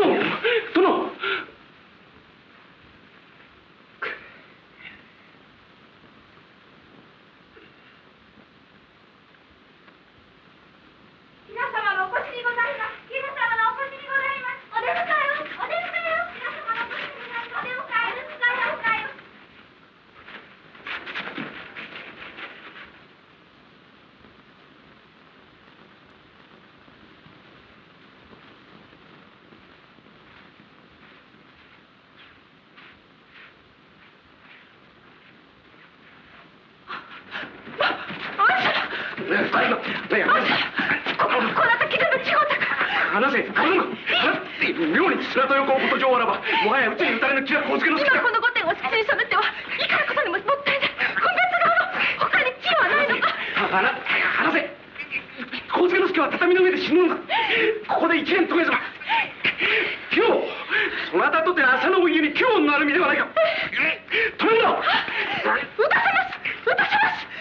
私が見事手引きして小助殿を撃たせます。今宵のお能に吉良様は船弁慶の友森に出られます。その時に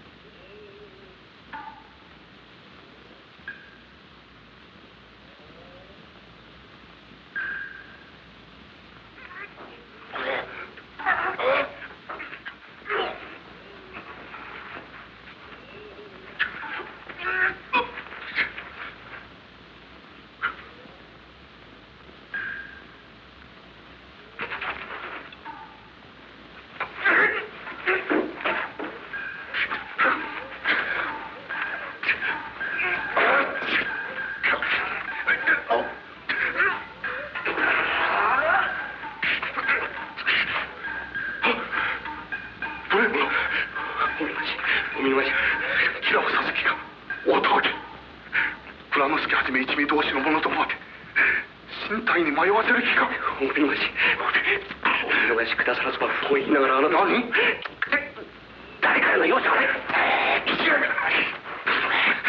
うろたえたか助右衛門上野介の手足を切って命を奪うのがそちたちの願っている復讐なのか。何吉良の生き首を泉岳寺の墓前に捧げさえすれば匠の神の鬱憤はそれで晴れると思うのか。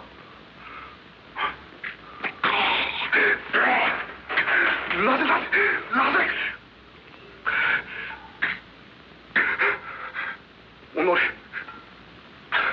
たとえ吉良上野介を打ち損なっても自ら顧みて山路とも口惜しとも思わぬほどの敵討ちをしようとは企てないのだ。めてに浅野家再興を願い出ながらその左の手にて上野介を切らんとは。そは天下の大名をもてあそんで天下の公論を誤るというわしが言葉が飲み込めるのか。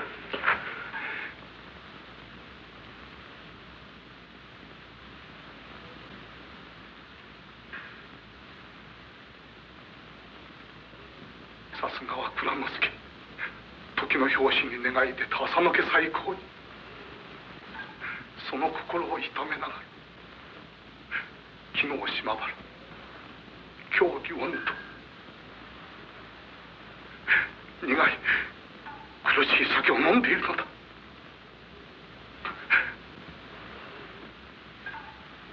蔵之助のこの寂しい心悲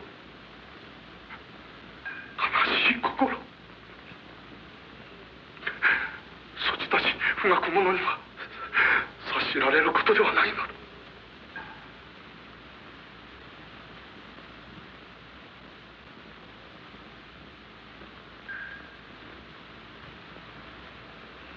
助右衛門たとえ吉良が寿命の上畳の上で楽々と死んでも何時ら一同が思慮と判断の限りを尽くして大義条理の上に過ちさえなくばなにあんなごましおまじりの汚い白髪首など切ったところで何になる。まこと天下義人の復讐とは吉良の身に迫るまでに本分を尽くし姿勢をいたすことなのだ。それこそ真に立派なる復讐と言えるのだ。助右衛門そちたちはこの道理を破ろうというのか。蔵之助ら一味同士を立派な義人として死なせぬつもりか。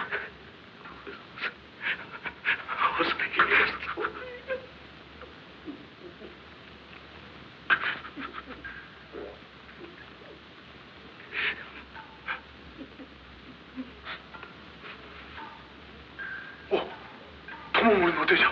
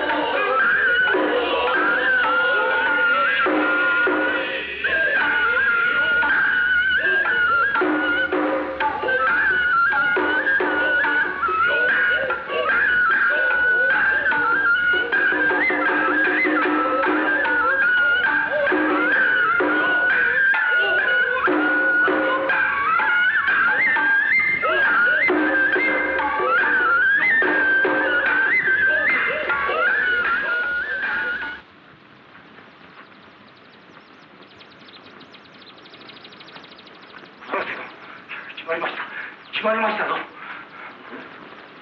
何よりのお知らせ。江戸表へ大高近松の両面、我らが控えることの大事の知らせを持ち帰りました。ご家老さん、お舎弟大学様のご婚姻ご処分は。待て、あれにて受けたまわる。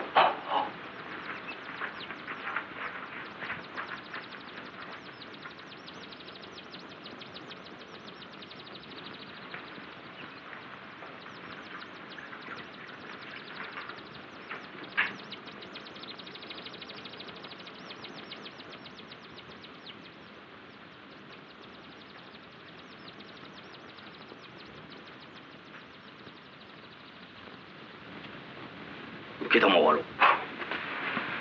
一別以来のご挨拶はごめん被ります。この度ご舎弟大学様、去年3月ご大変以来のご閉門を解かれ、裁量3000石をお召し上げ、ご本家浅野様ご在所広島へなおのお預けの仰せ渡されをお受けなされました。さようか。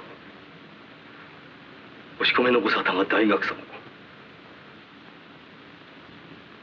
ご本家のご在所広島へ長野押し込めのご沙汰が下りましたが、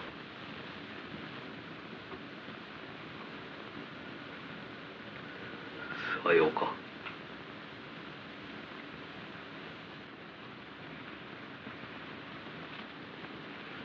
蔵之助殿、これまでのご苦労の数々も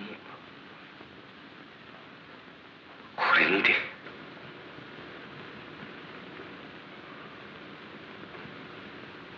今日まで蔵之助宝埒の数々、おの物語にもさぞや不埒千番とも言語道断とも思われたことでありましょう。たとえ一時方便のためとはいえ、大学様をもってお家再興のことを公儀500人にまで願い出ました。それがし一生の不覚、取り返しのつかぬ過ちでござりました。万が一に大学様をもって1、2万石の小大名にもお取り立て相なりなば、我らいかに焦り苦しめばとて、天下公論の上平屋敷へ乱入して殿様ご最後のご分をお晴らし申すことかなわず、泉岳寺殿様御前において腹かっ騒いてもお詫びのならぬ場合にござりました。苦しみました。蔵之助、本日まで苦しゅうござりました。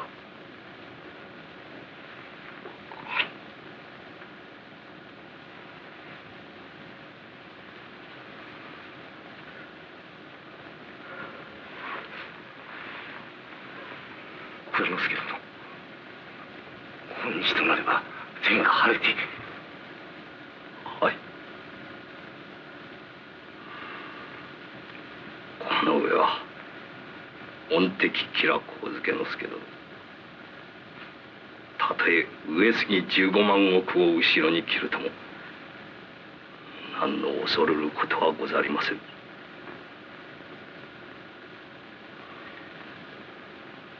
ご領主には直ちに江戸表へ取って返し、蔵之助早々疾風の旨同志の方々へご披露くだされましょう。はい。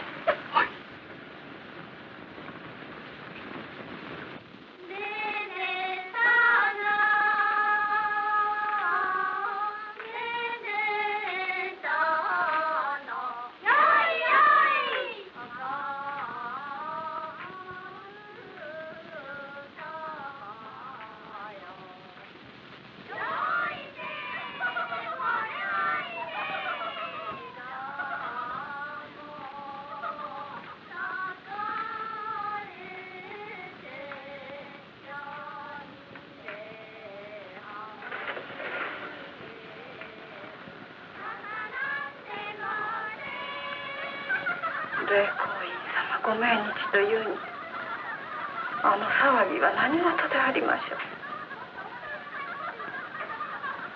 う。お里元とは申しながら心ない者どもにござります。裏はかようなことものことじゃ。春を迎える嬉しさに昨日のすす払いの祝い事が忘れられんのであろう。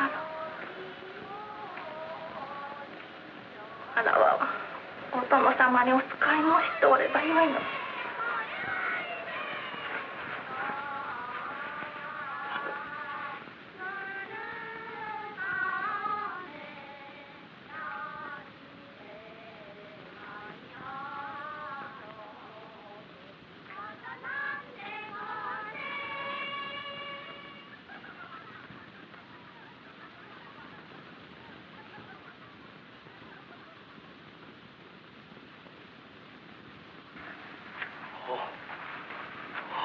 これは赤穂生まれの鉄砲蔵屋敷に勤められた腰元衆だな。はい、この度お七松でのお下りご苦労様に存じ上げます。祖様たちもご奉公ご苦労に存じます。して御前様にはその後お健やかに渡らせられまするか。はい、ただ飯お喜び遊ばしましょう。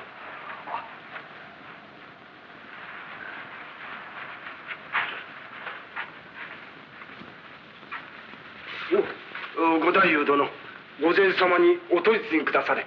元赤穂一門お国家老大石蔵之介殿、久々にて疾風ゆえお目通り願ってご自来にござる。お取り次ぎを。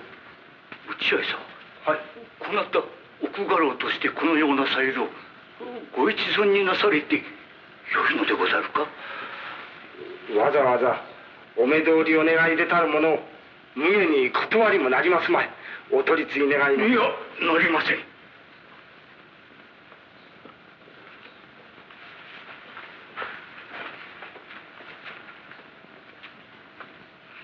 内合さん、はい、改めて申し上げるまでもなく、去年3月匠の神様ご大変にてはお里元たるご当家様はもとよりご本家広島松平明の神様御いとこ大垣戸田うねみの将様はじめご親戚ご一党は一方ならぬご迷惑をお受けなされたのです。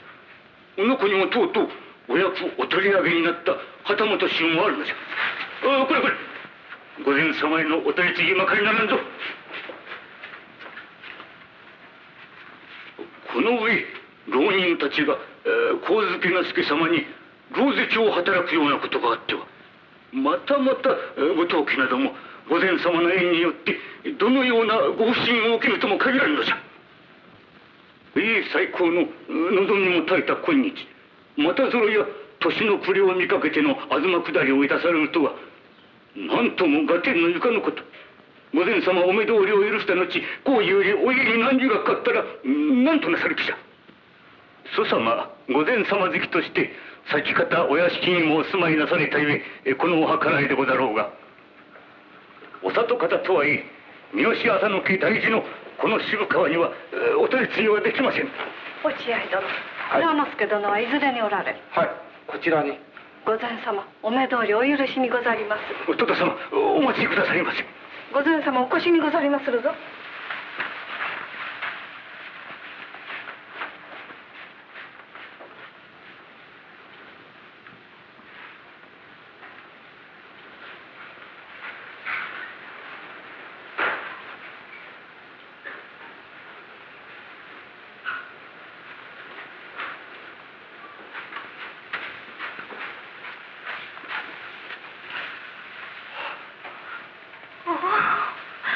珍しい。そこにいては遠い地区を進みある。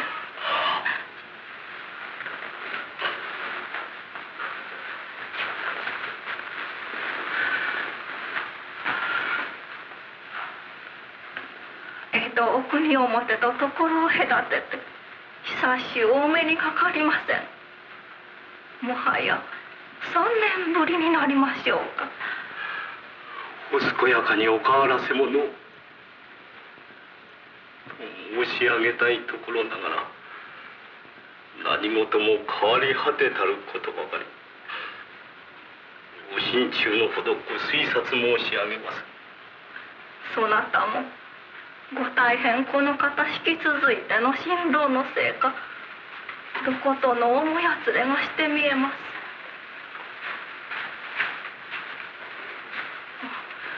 蔵之助、さあまず杯を。雪の中を参られたゆえ、さあまず。さようなれば遠慮なしに。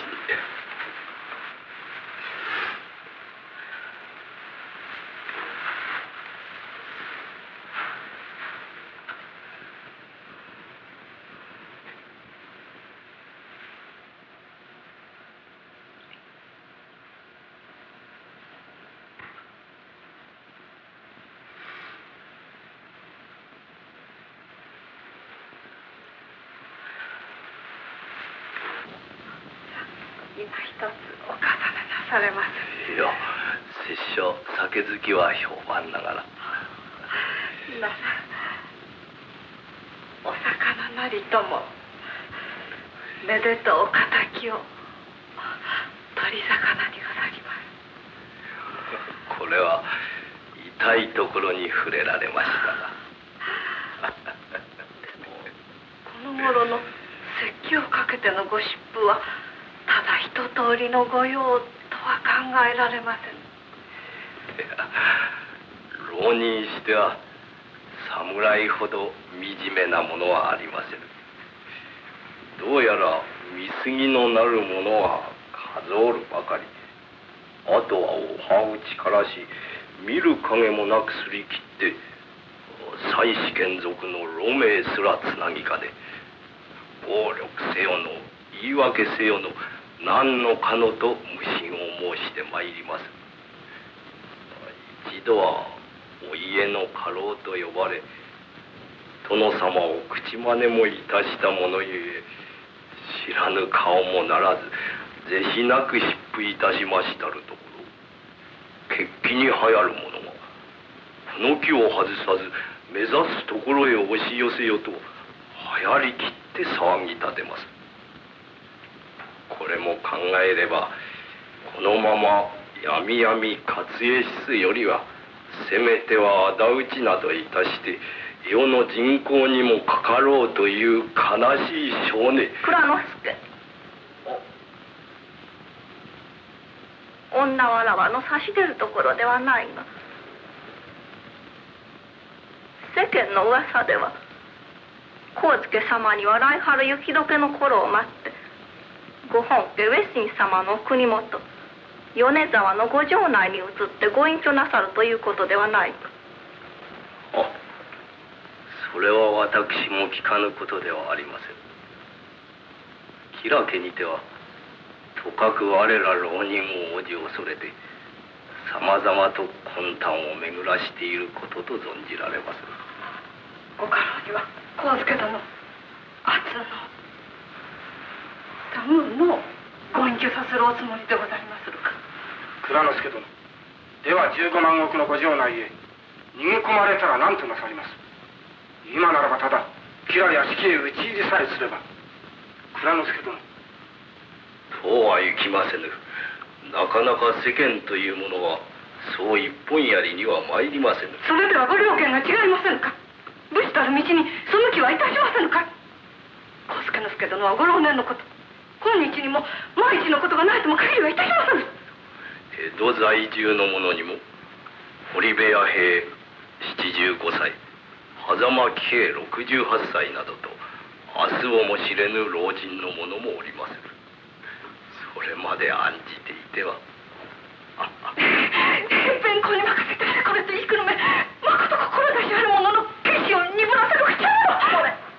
どうだ何を言いやる。いえ、もはや我慢なさります。ならぬ。たとえいかようにあっても、蔵之助はもっとお家の状態。言うも恥ずかしい恥辱を与えてくださるの。蔵之助、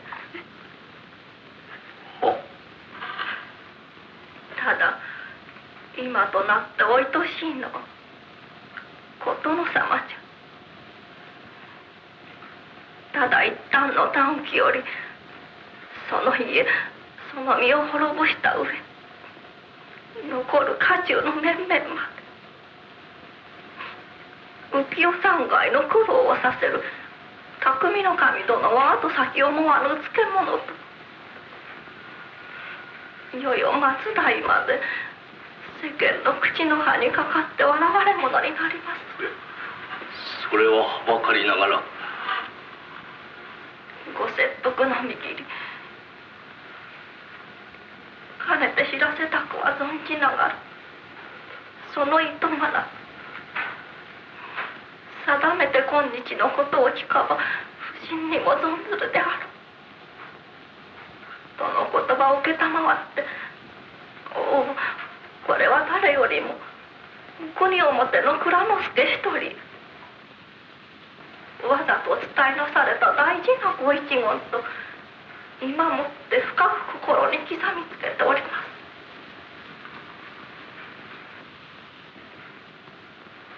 その家にも身にも代え難きほどのご無念をも晴らす時なく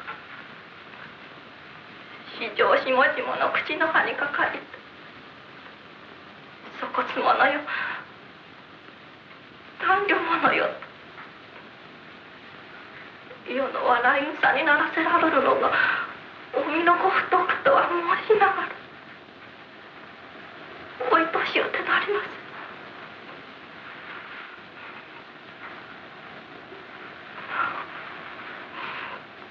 これは思わぬ愚痴になりました。これにて別れを告げましょう。御前様お願いがございます。今日はご命日お糸まごいに殿様ご霊前へご焼香をお許しくださりまするように。せっかくながらその儀はなりません。わらわが中途で遮るのではない。殿様にも定めしそなたの栄光をお喜びなさるまいと思うのです。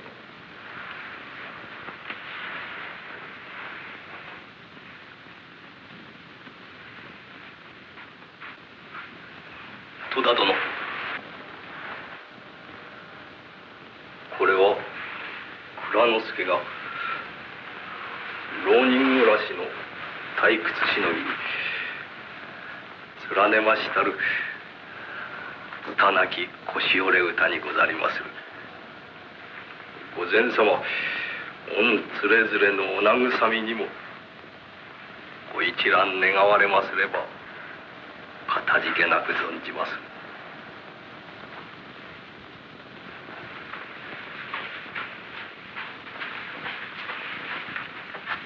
戸田殿さらば。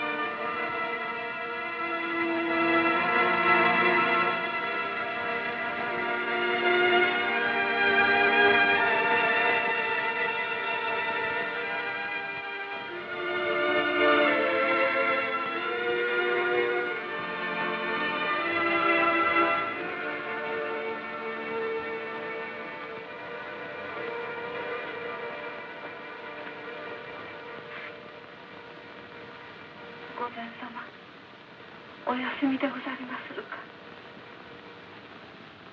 御前様誰じゃ。戸田でござりまする。お休みのところ驚かしまいらせ申し訳ござりませぬがいかにしてもお耳に入れた気にはござりまして。わらわも実はそなたを呼びたくて明け方お待ちかねていたところじゃ。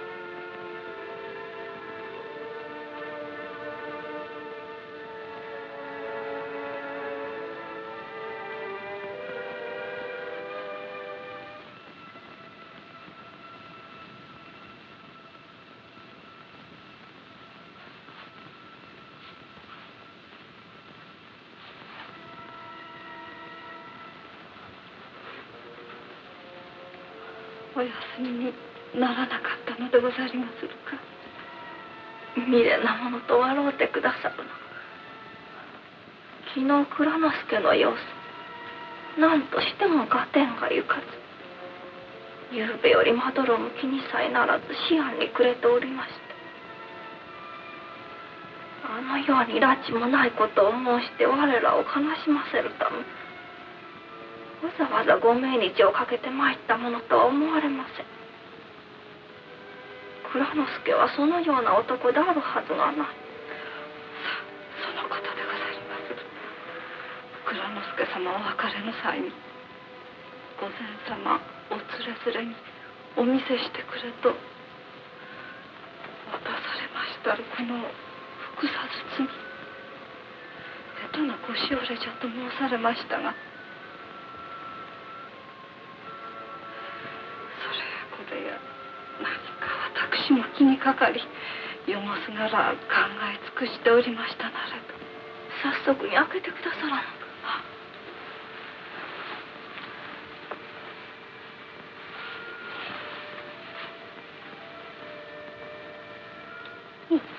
小判。これは赤穂以来蔵之助殿お預かり中なりし、御前様お何時の受け払い帳にござりまする。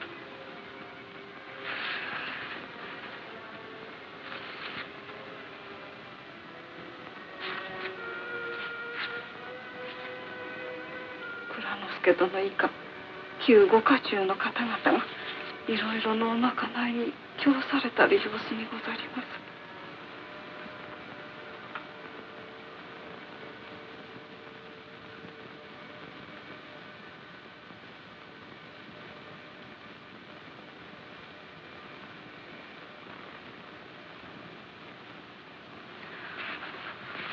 もしや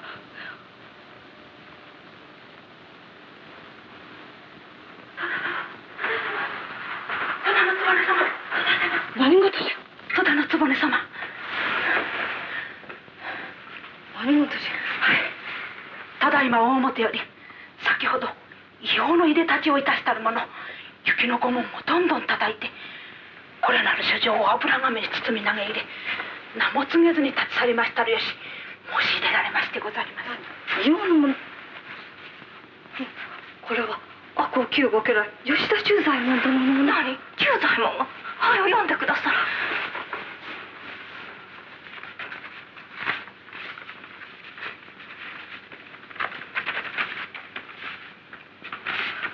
昨夜虎の上国本所一人の橋吉良少々お屋敷で大石蔵之助を頭にいただき、旧家中47名の者。先生、蔵之助を頭47名の者。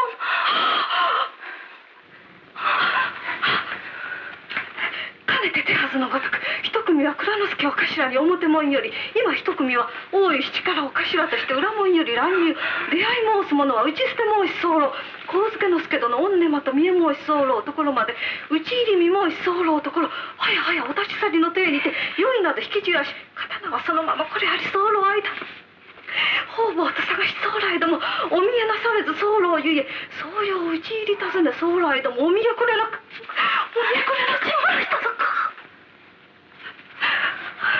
三度に及び家内を訪ね申し候ところ、根間の奥物置のようなるところに人声これは、根間の奥物置のようなるところに人声これあるように心づき、竹林忠七狭間十次郎槍の石突きにて戸を打ち破り連れいたし、打ち止め申し候御仁は年頃人品とも上野之助殿と存ぜられ候につき、ならば去年骨殿様ご無念の立ちつきの手傷はと調べ申せしところ、おお、まさしくそなかに6寸ほどの手傷あり。確かに上野之助様にそう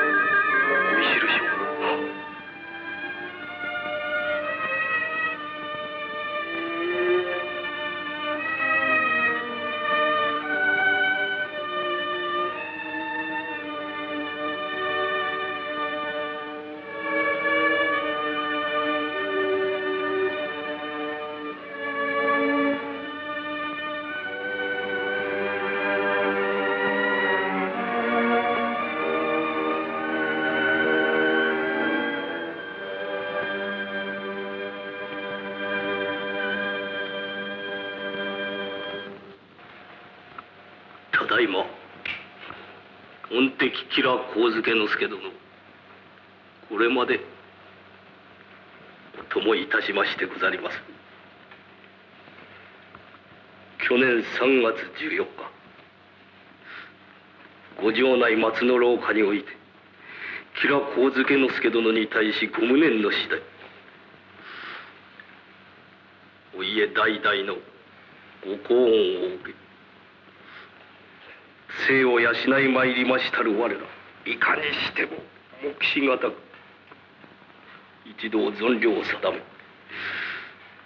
それより今日の日の来るのを待つこと、一日三秋の思いと申すべきもの。雨に立ち雪に立たずに、人に疎まれ世に寂せられ、貧しきはその死の者にもことをかに。少年有望の者どもは決起に流行りで、ただひたすらに討ち入りの死を急ぎ、また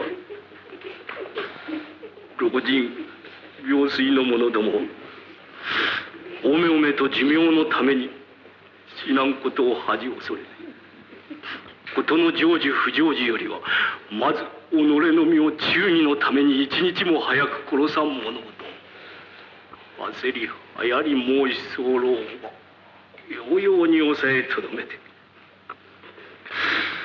昨夜半本城一位の橋通り吉良お屋敷へ推参、白はお供いたしましてござります。ご救いの次第もわしそうらばご鬱憤をお晴らしくださりまするよう、一同四十七人の者になり代わり謹んで申し上げます。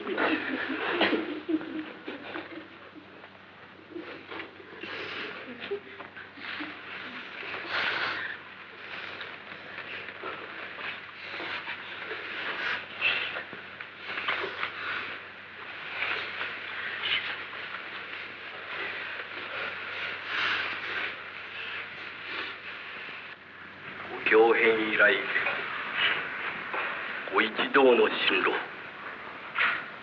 蔵之助殿様に代わりお礼を申し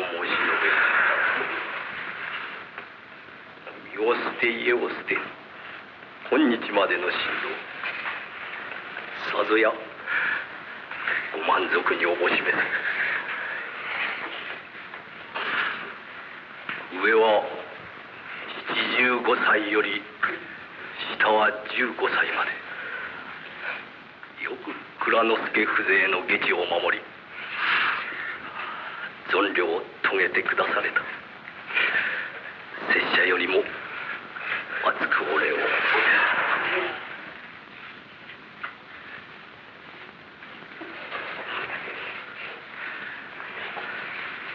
忠左衛門、助右衛門、はい、これにて御墓前へのお参りも済みました。ご両人にて昨夜よりただいままでの次第を高滅家千石宝器の神様お役宅まで訴え出てください。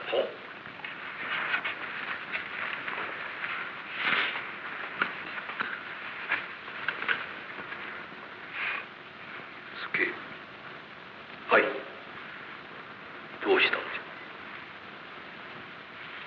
う。助切腹の席を離れとうござりません。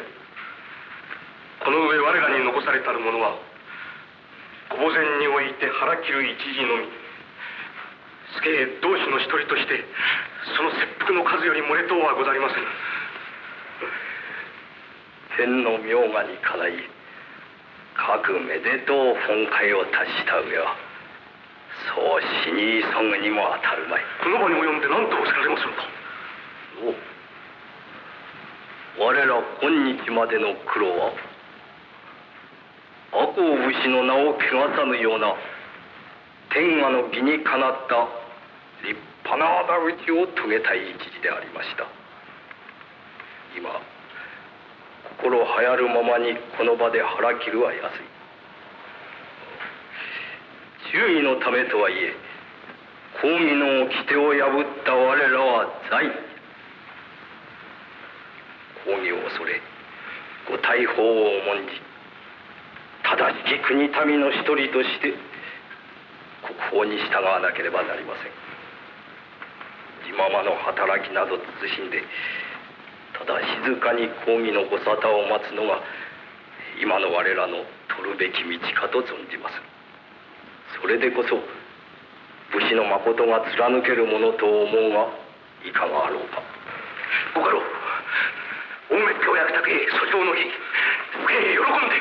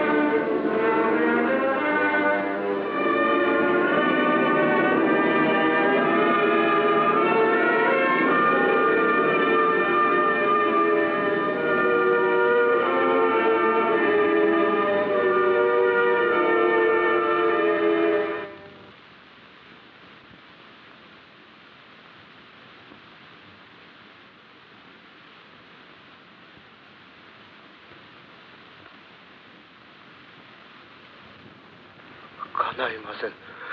そのお役は伝右衛門には務まりません。余人へお言いつけくださりませ。愛宕神社へ月参りまでいたして義士たちの除名を願ったそちに本日の沙汰の伝えられんのも無理もないと申して明日にもご上司が下られ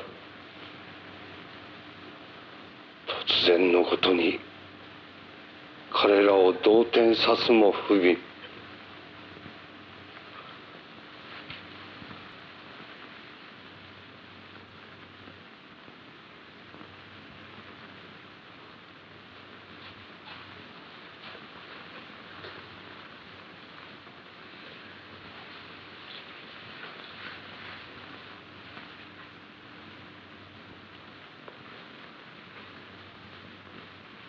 申し上げます。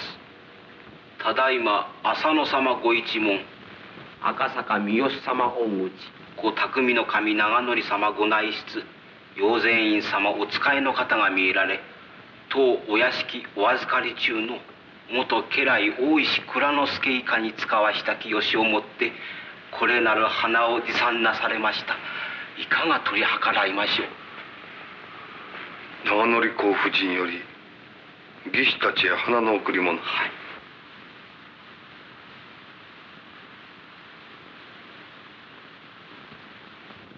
陽前院殿には今日公儀ご処分を聞かせられたと見える。終終根性の別れを心に込めて送り来られたものであろう。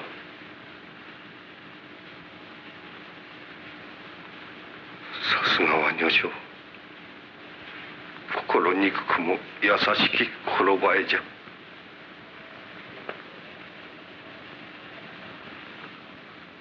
そうじゃ伝右衛門、早速この花を蔵之助たちに届けて使わせ、罪を待つ身に花を贈られれば己に迫った運命をそれと察するであろう。そうせ、そうせ、そうしてやれ。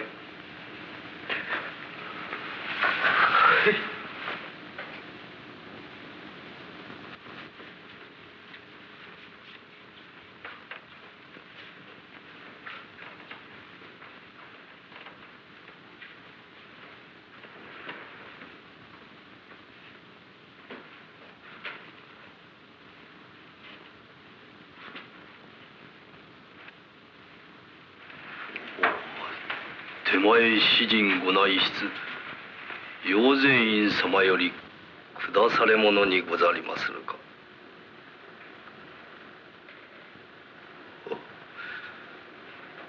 これは見事な大輪じゃ。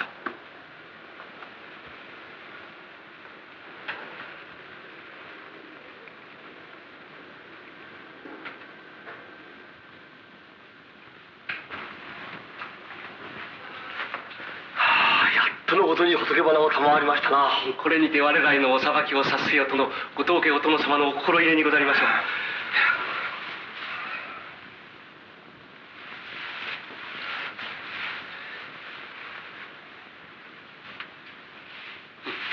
さて堀内氏、今宵は長々ご厄介のお別れに一同の芸尽くしをご覧に入れましょう。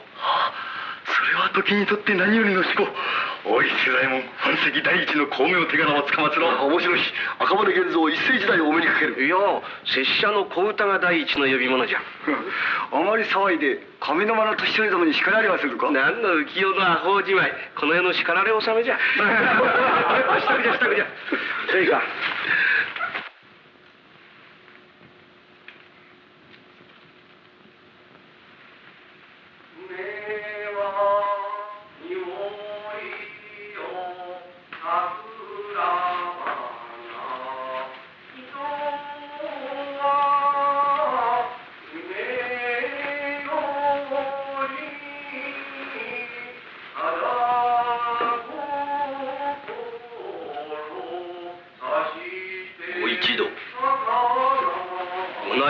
様のありがたきをお示しに対し、この場よりこの世のお別れの、いや、お花のお礼をつかまつりましょう。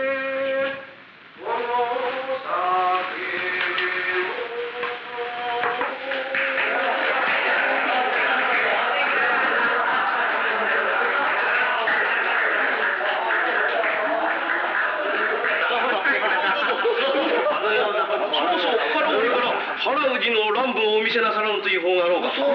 宗右衛門様、宗右衛門様。ほんまにそうろ。乱舞乱舞。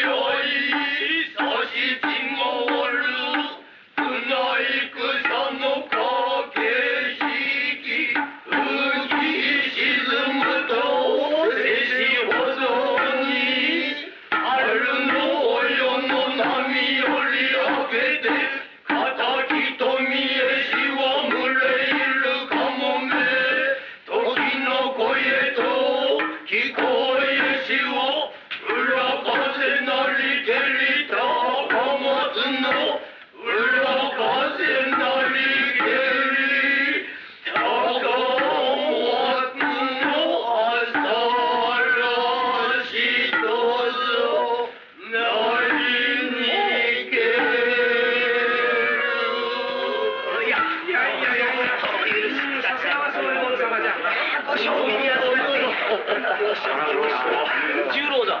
そなたの横笛な所望じゃ。これは肝じゃ。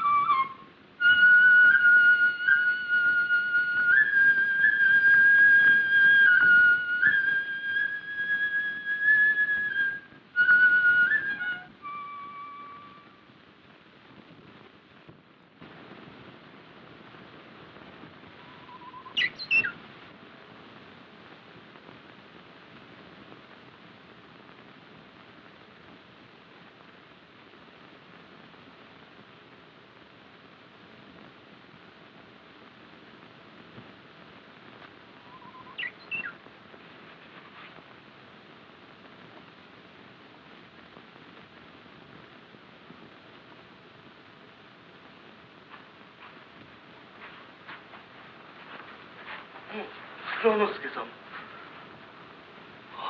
ただいま17人総代として今日までお年頃なるおもてなしに対しお城書院までお礼にまかり入れました。それは実は折り入ってお頼みの筋がござりまする。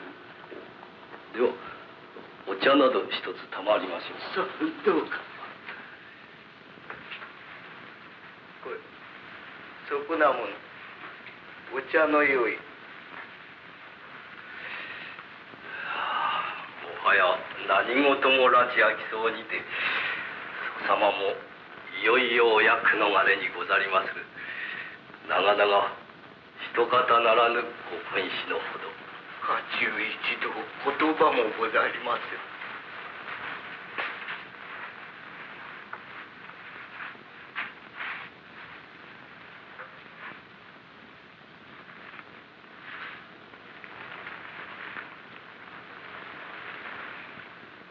ふつつかなる手前にござります。恐れ入りました。折り入ってお頼み申したきことありと申したわ。このせがれ目についてでござります。お身内の衆にござりまするか。さようではござりませぬが、この者の父と私とは七つやつよりの竹馬の友にござりまする。ただいま浪人いたし、世になし者同様貧しく暮らしておりまするが、落ちぶれましても侍名が、せめてせがれだけは人がましゅ、たとえ一日半日でもおのおの様方のおそばへおき、侍の道、武士の道、そのご欲望にあやからせたき親心、その子を思う心のいじらしく、後のお咎めなどを思う間もなく、拙者せがれ分に作ろうて、今日一日のおそば御用を務めさせたる、お願い申し上げるのでござります。この他三味線などおたしなみなされまするか。そなたの指の糸道、小指のタコにも。い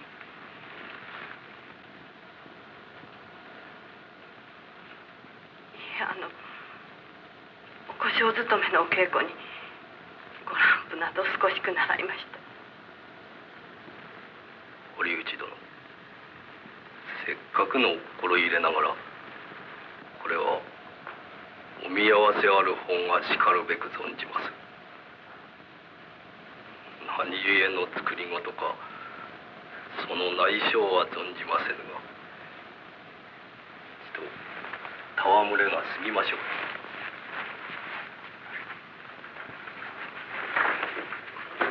お待ちください。おなごでござる。おなごでござる。おめがね同様おなごでござります。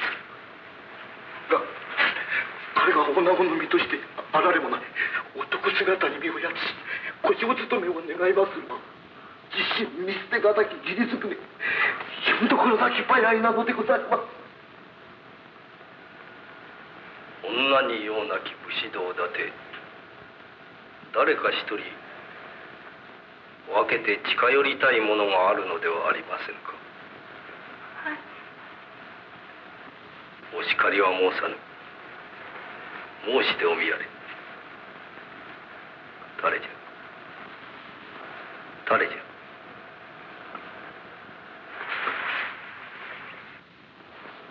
磯貝十郎左衛門様でござります。お話しなされてくださいませ。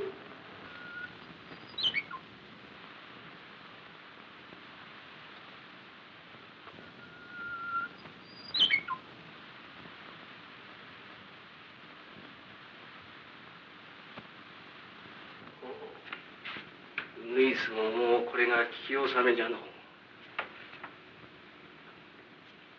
ウグイスももうこれが聞き納めじゃと申したのじゃ。ウグイスが泣いておりましたか。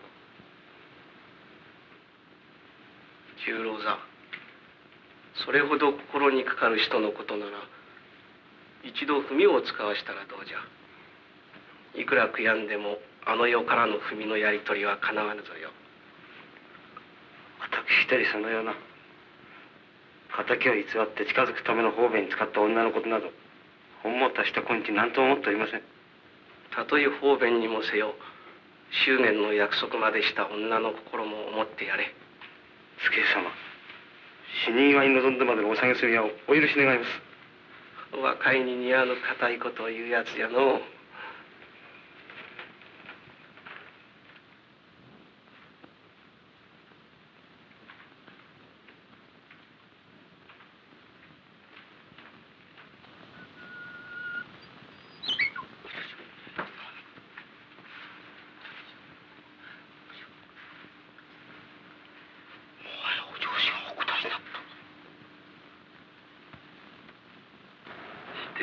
それはいつ頃のこと？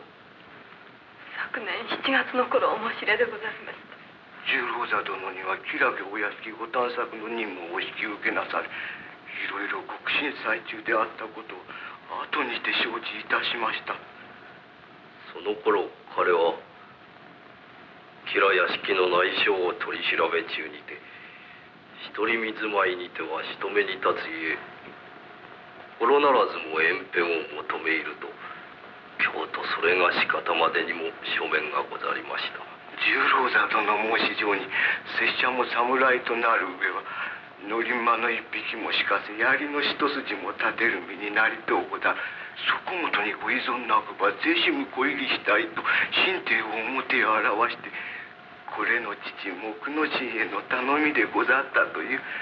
もとより惚れに惚れた無類の婿殿、なんで依存がござりましょう。かわいい娘に自慢の婿殿、長々の進級の中にも手を触れなかったまさかの時の肌付き金が100両、鎧を売った金が100両、合わせて200両にて娘の衣類浄土を作り、両国一番の親方船河一丸を一日借り切り向金現山の見合いと申し、世間も驚くような大盤振る舞いをいたしました。ところが約定の当日となりましても十郎座殿より何の音沙汰もなく、人をもってお住まいに伺わせたるところ、もぬけの殻にてご当人の行方さえ知れません。武兵一徹の木之進とて信じきったる者に裏切られた彼の胸、彼の憤怒、申すようもなきありさまでござりました。光に9等14日本城吉良邸にて悪行義士がこれこれの働き、その中に磯貝殿の名を読売に出た瓦版で見ますとな、十郎座は身の婿じゃ、我が婿じゃ、我が婿じゃと泣いては叫んでは泣き頭様、子としてその父の姿を見るに忍びず、お出入りのかなわぬお屋敷身をやつしてまいりました。一目十郎座様に一目おわず願います。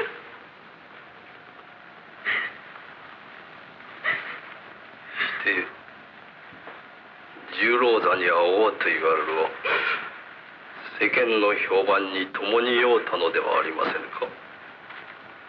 近頃我らを義士の義心のと天が比類なき摂義の侍のように申す者もあると聞きました。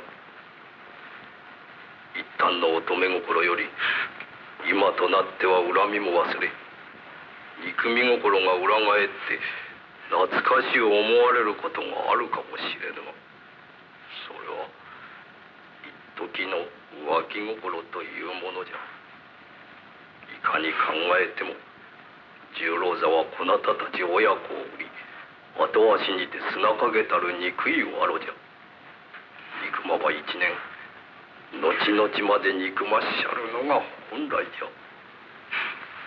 それはあまりに女の心を知らぬ、人の心をご存じなき無ごきお言葉かと存じまする。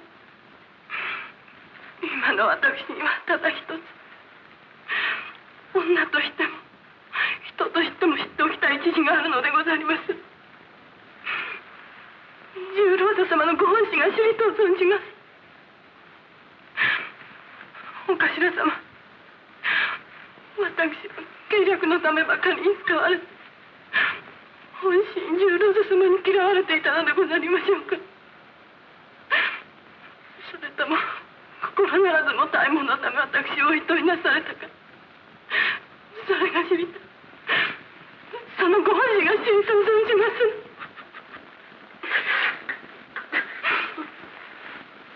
す。お美濃殿、蔵之助改めてお頼みがある。我ら一味46人のため、申すも気の毒ながら生贄になってはくだされませぬか。十郎座とて覚悟ある侍、いかようなる場合にもうろたえるとは思いません。何分にも年が若い。今こなたに出会うてその言葉など聞いたら、あるいは心中動揺して最後の大事の場合不覚を取るまいものでもない。人間義によって思い立つということはさまで難しゅうはござりませぬが、その思い立った諸一年を貫くということが日頃思うてみるよりは難しいものでござります。この後に臨んで彼の若い心を動かしとうはござらぬ。またこなたとてまだ裏若い出世前のお身じゃ。十郎座を憎んで過ごさばこなたの一生に傷はつきません。去年12月祝言の日に欺かれたその時の恨み、その時の憎みを持ち続けて十郎左衛門は墓の下まで嘘つき者と恨んでくだされ、憎み通してくだされませんか。それでは物の負の名のみが大事、十郎座様最後の覚悟のみが大事にって、女の体は一台の恥を受けました上に、いとわれし者か心の底に愛しがられたかもしらずに、一生苦しい疑いの中にこの世を送らねばなりませぬか。堀内殿、天栄殿、堀内殿、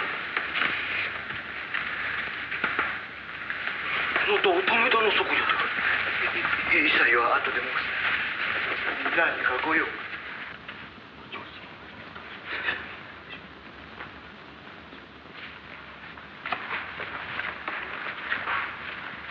お美濃殿、お頼みは聞き入れられませぬぞ。十郎座がこなたたち親子を欺いたは悪い。時に人間は偽らねばならぬ場合もある。こなたとて出入りのならぬ細川家へあられもない男姿して表座敷まで通られるが、時にとってこなたのためにはやむを得ざる偽りでござる。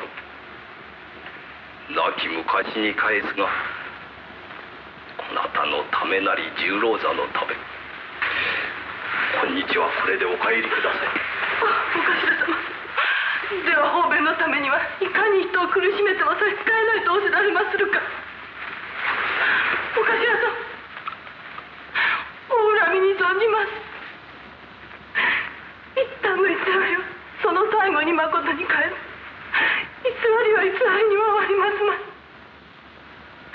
男姿に人目をくらますただいまの美濃の偽りは十郎座様に一目お目にかかれば必ずまことに返してお目にかけます。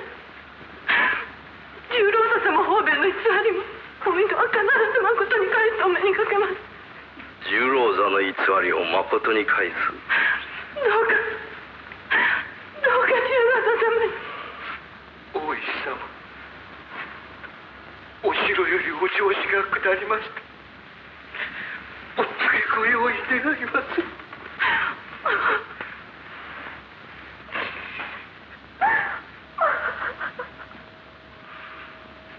伝右衛門殿、ご苦労ながら十郎座をこれ。かしこまりました。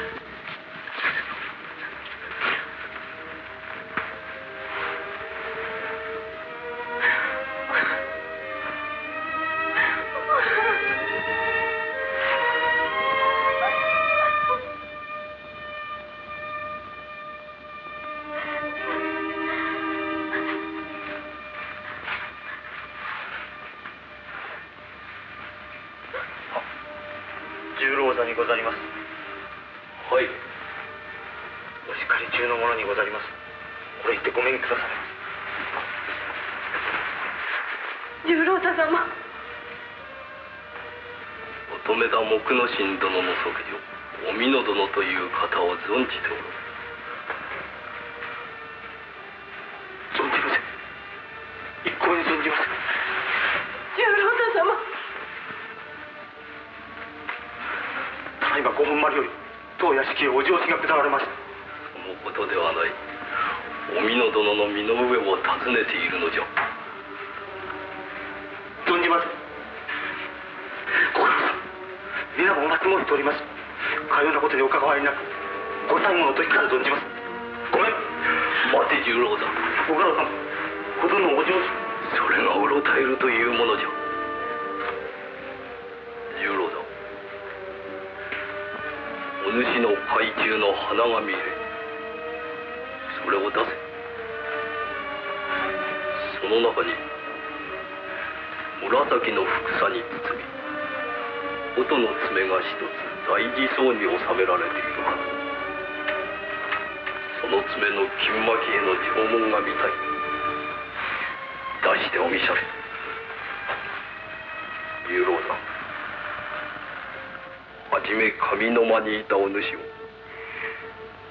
機嫌に合わぬとて下の間へ下げたそのもとは琴の爪であった。人の世の情けのおいしい年頃、琴の爪一つ懐中したとて蔵之介さらさら攻める気は持たず。お互いに物前の大事な身じゃ。形見として見べきことの爪をと、その爪の持ち主を見たし会いたしなどという心をこらば、せっかくの諸一年が無になりはせぬかと、お主のためを思う老婆親切であったのじゃ。ダシャレ、その爪見たい。お頭様、もう許しなされてくださりませ。十郎太様のお肌身にあのことの爪、今の今までお持ちくだされたということだけでお見のは嬉しゅうございます。その上のお尋ねはもはやご無用に存じます。聞くなというか言うなというのか。聞かずに通してくれるか、言わずに通してくれるか。それはわしより頼むことじゃ。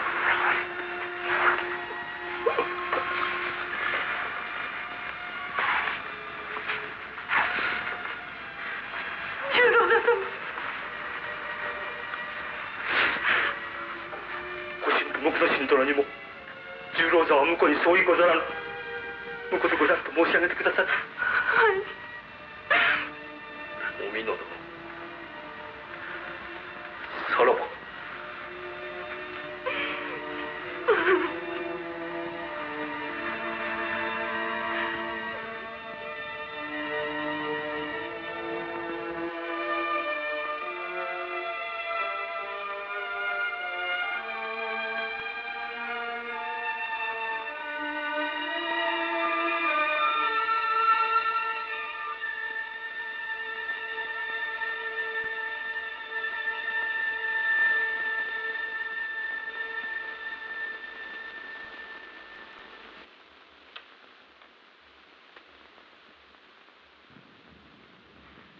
浅野匠の亀入り直使ご実相の御用仰せつけられおき候ところ、時節柄電柱もはばからず不届きの仕方につきお仕置き仰せつけられ、吉良上野の助儀はお構いなく差し置かれ候ところ、主人の敵を報じ候と申し立て、匠の神家来46人徒党いたし、上野の助宅へ押し込み、富道具など持参いたし、上野之助を討ち候します。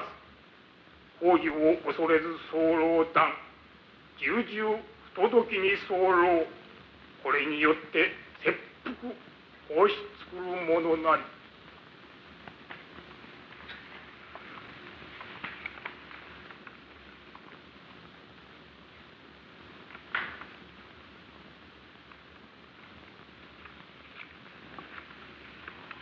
いかようなる重火に処せられ、残罪縛り首などのお仕置きを受けましてもしかるべく存じまするところに、すべよく切腹を仰せつけられましたること、この旦那まことにありがたく存じ奉りまする。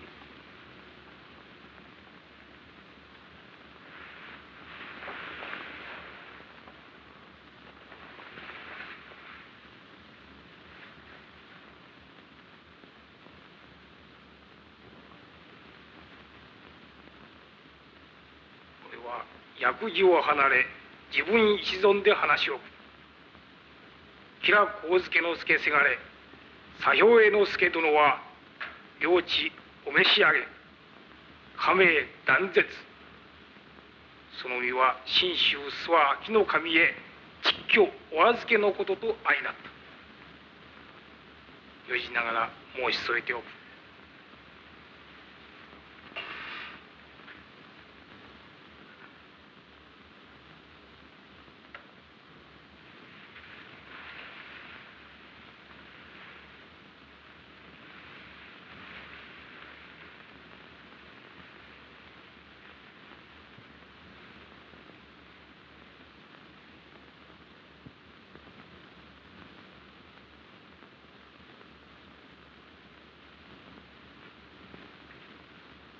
一同様、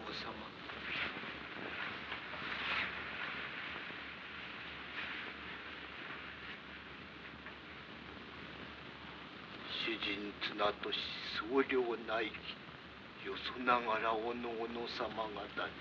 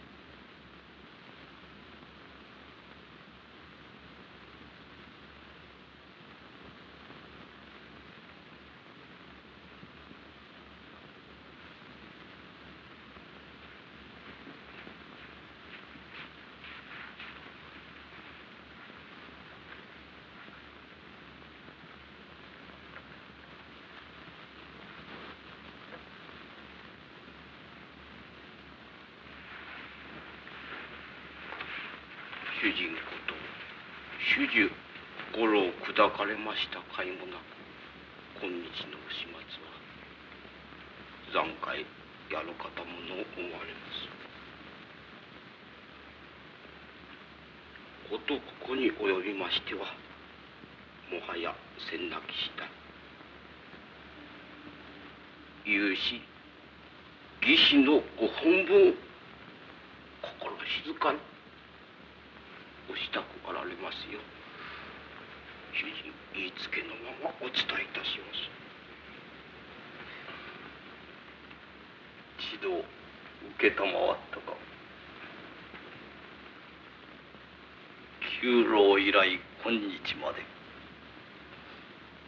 お手厚きを取り扱い、ひたすらご恩のほど恐れ入っておりますると、ご前提よしなにお取り次ぎ願い上げまする。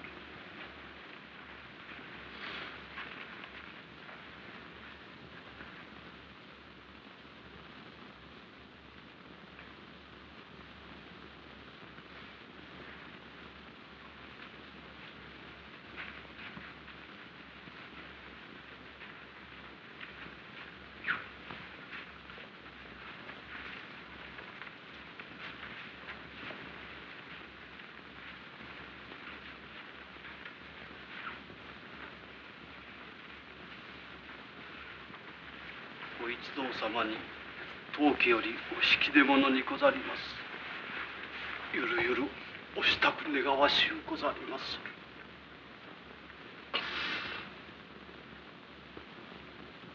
何から何までお礼は言葉に尽くされません。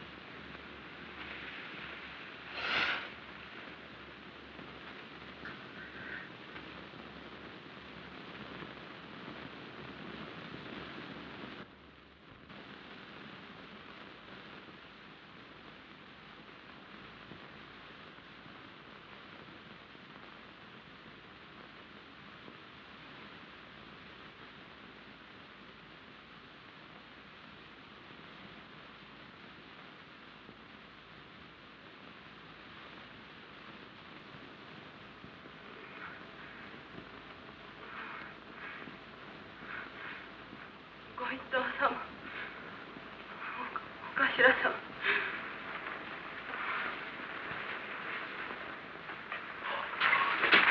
美濃殿、何故の評判じゃ。先ほども申し上げました。一旦の方便に尽くしい偽りを、その最後にまことに返すためでございます。なんと。父がお憎しみを受けておられましたお家に、男姿の嘘を作りて推猜いたしましたのも、最後は書くとまことを貫く覚悟ありていたしたことにございます。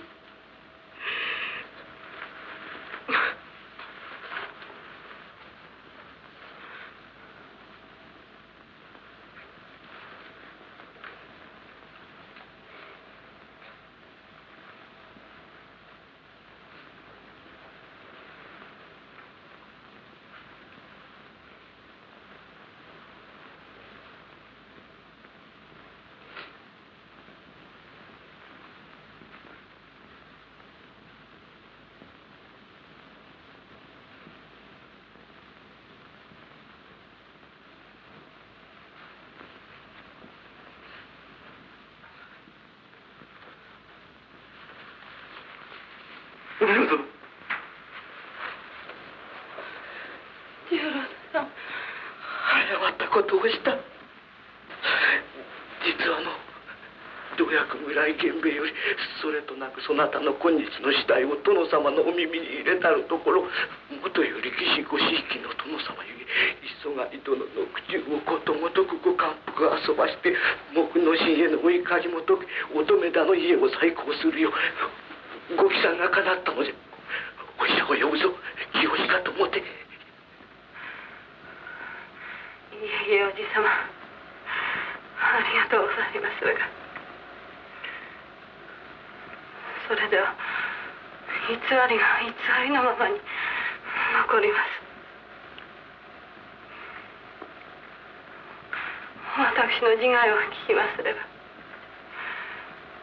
父も生きては終わりますまい。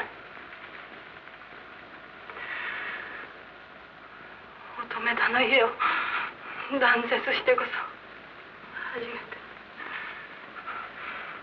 初めて先ほどのお頭様のお頼み通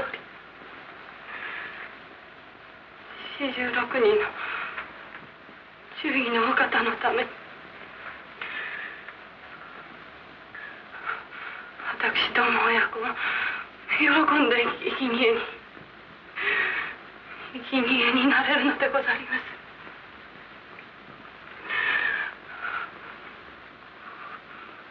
乙女田の家は潰してくださいます。絶景になされてください。お美濃殿。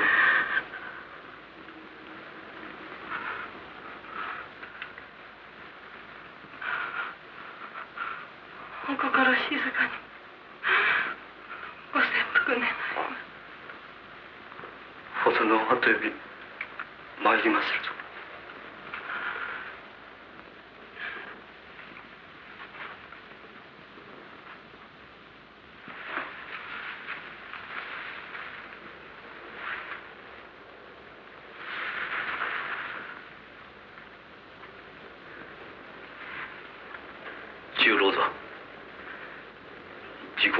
狂るな。い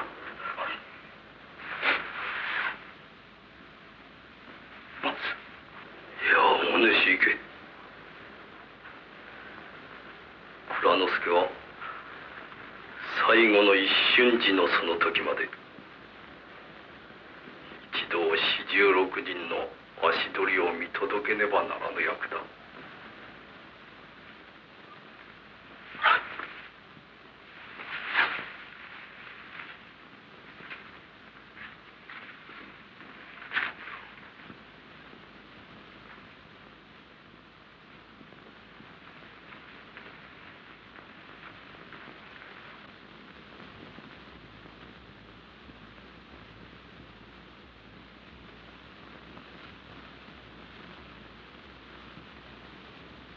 片岡源五右衛門殿、おしまいなされた。小野寺十内殿、おいでなされ。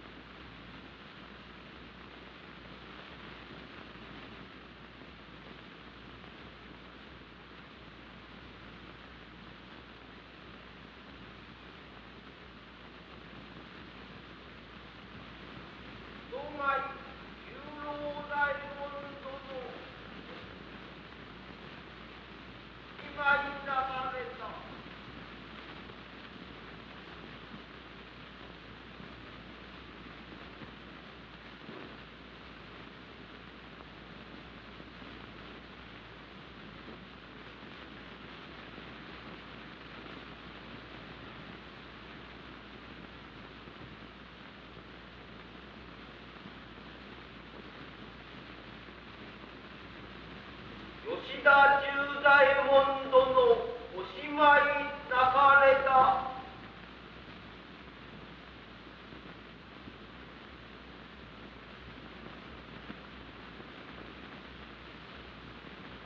お、堀口殿、どうやら皆見苦しきさまなく死んでくれたようにござりまする。これで諸一年が届きました。大石蔵之助殿、おいでなされ。ごめんくだされましょう。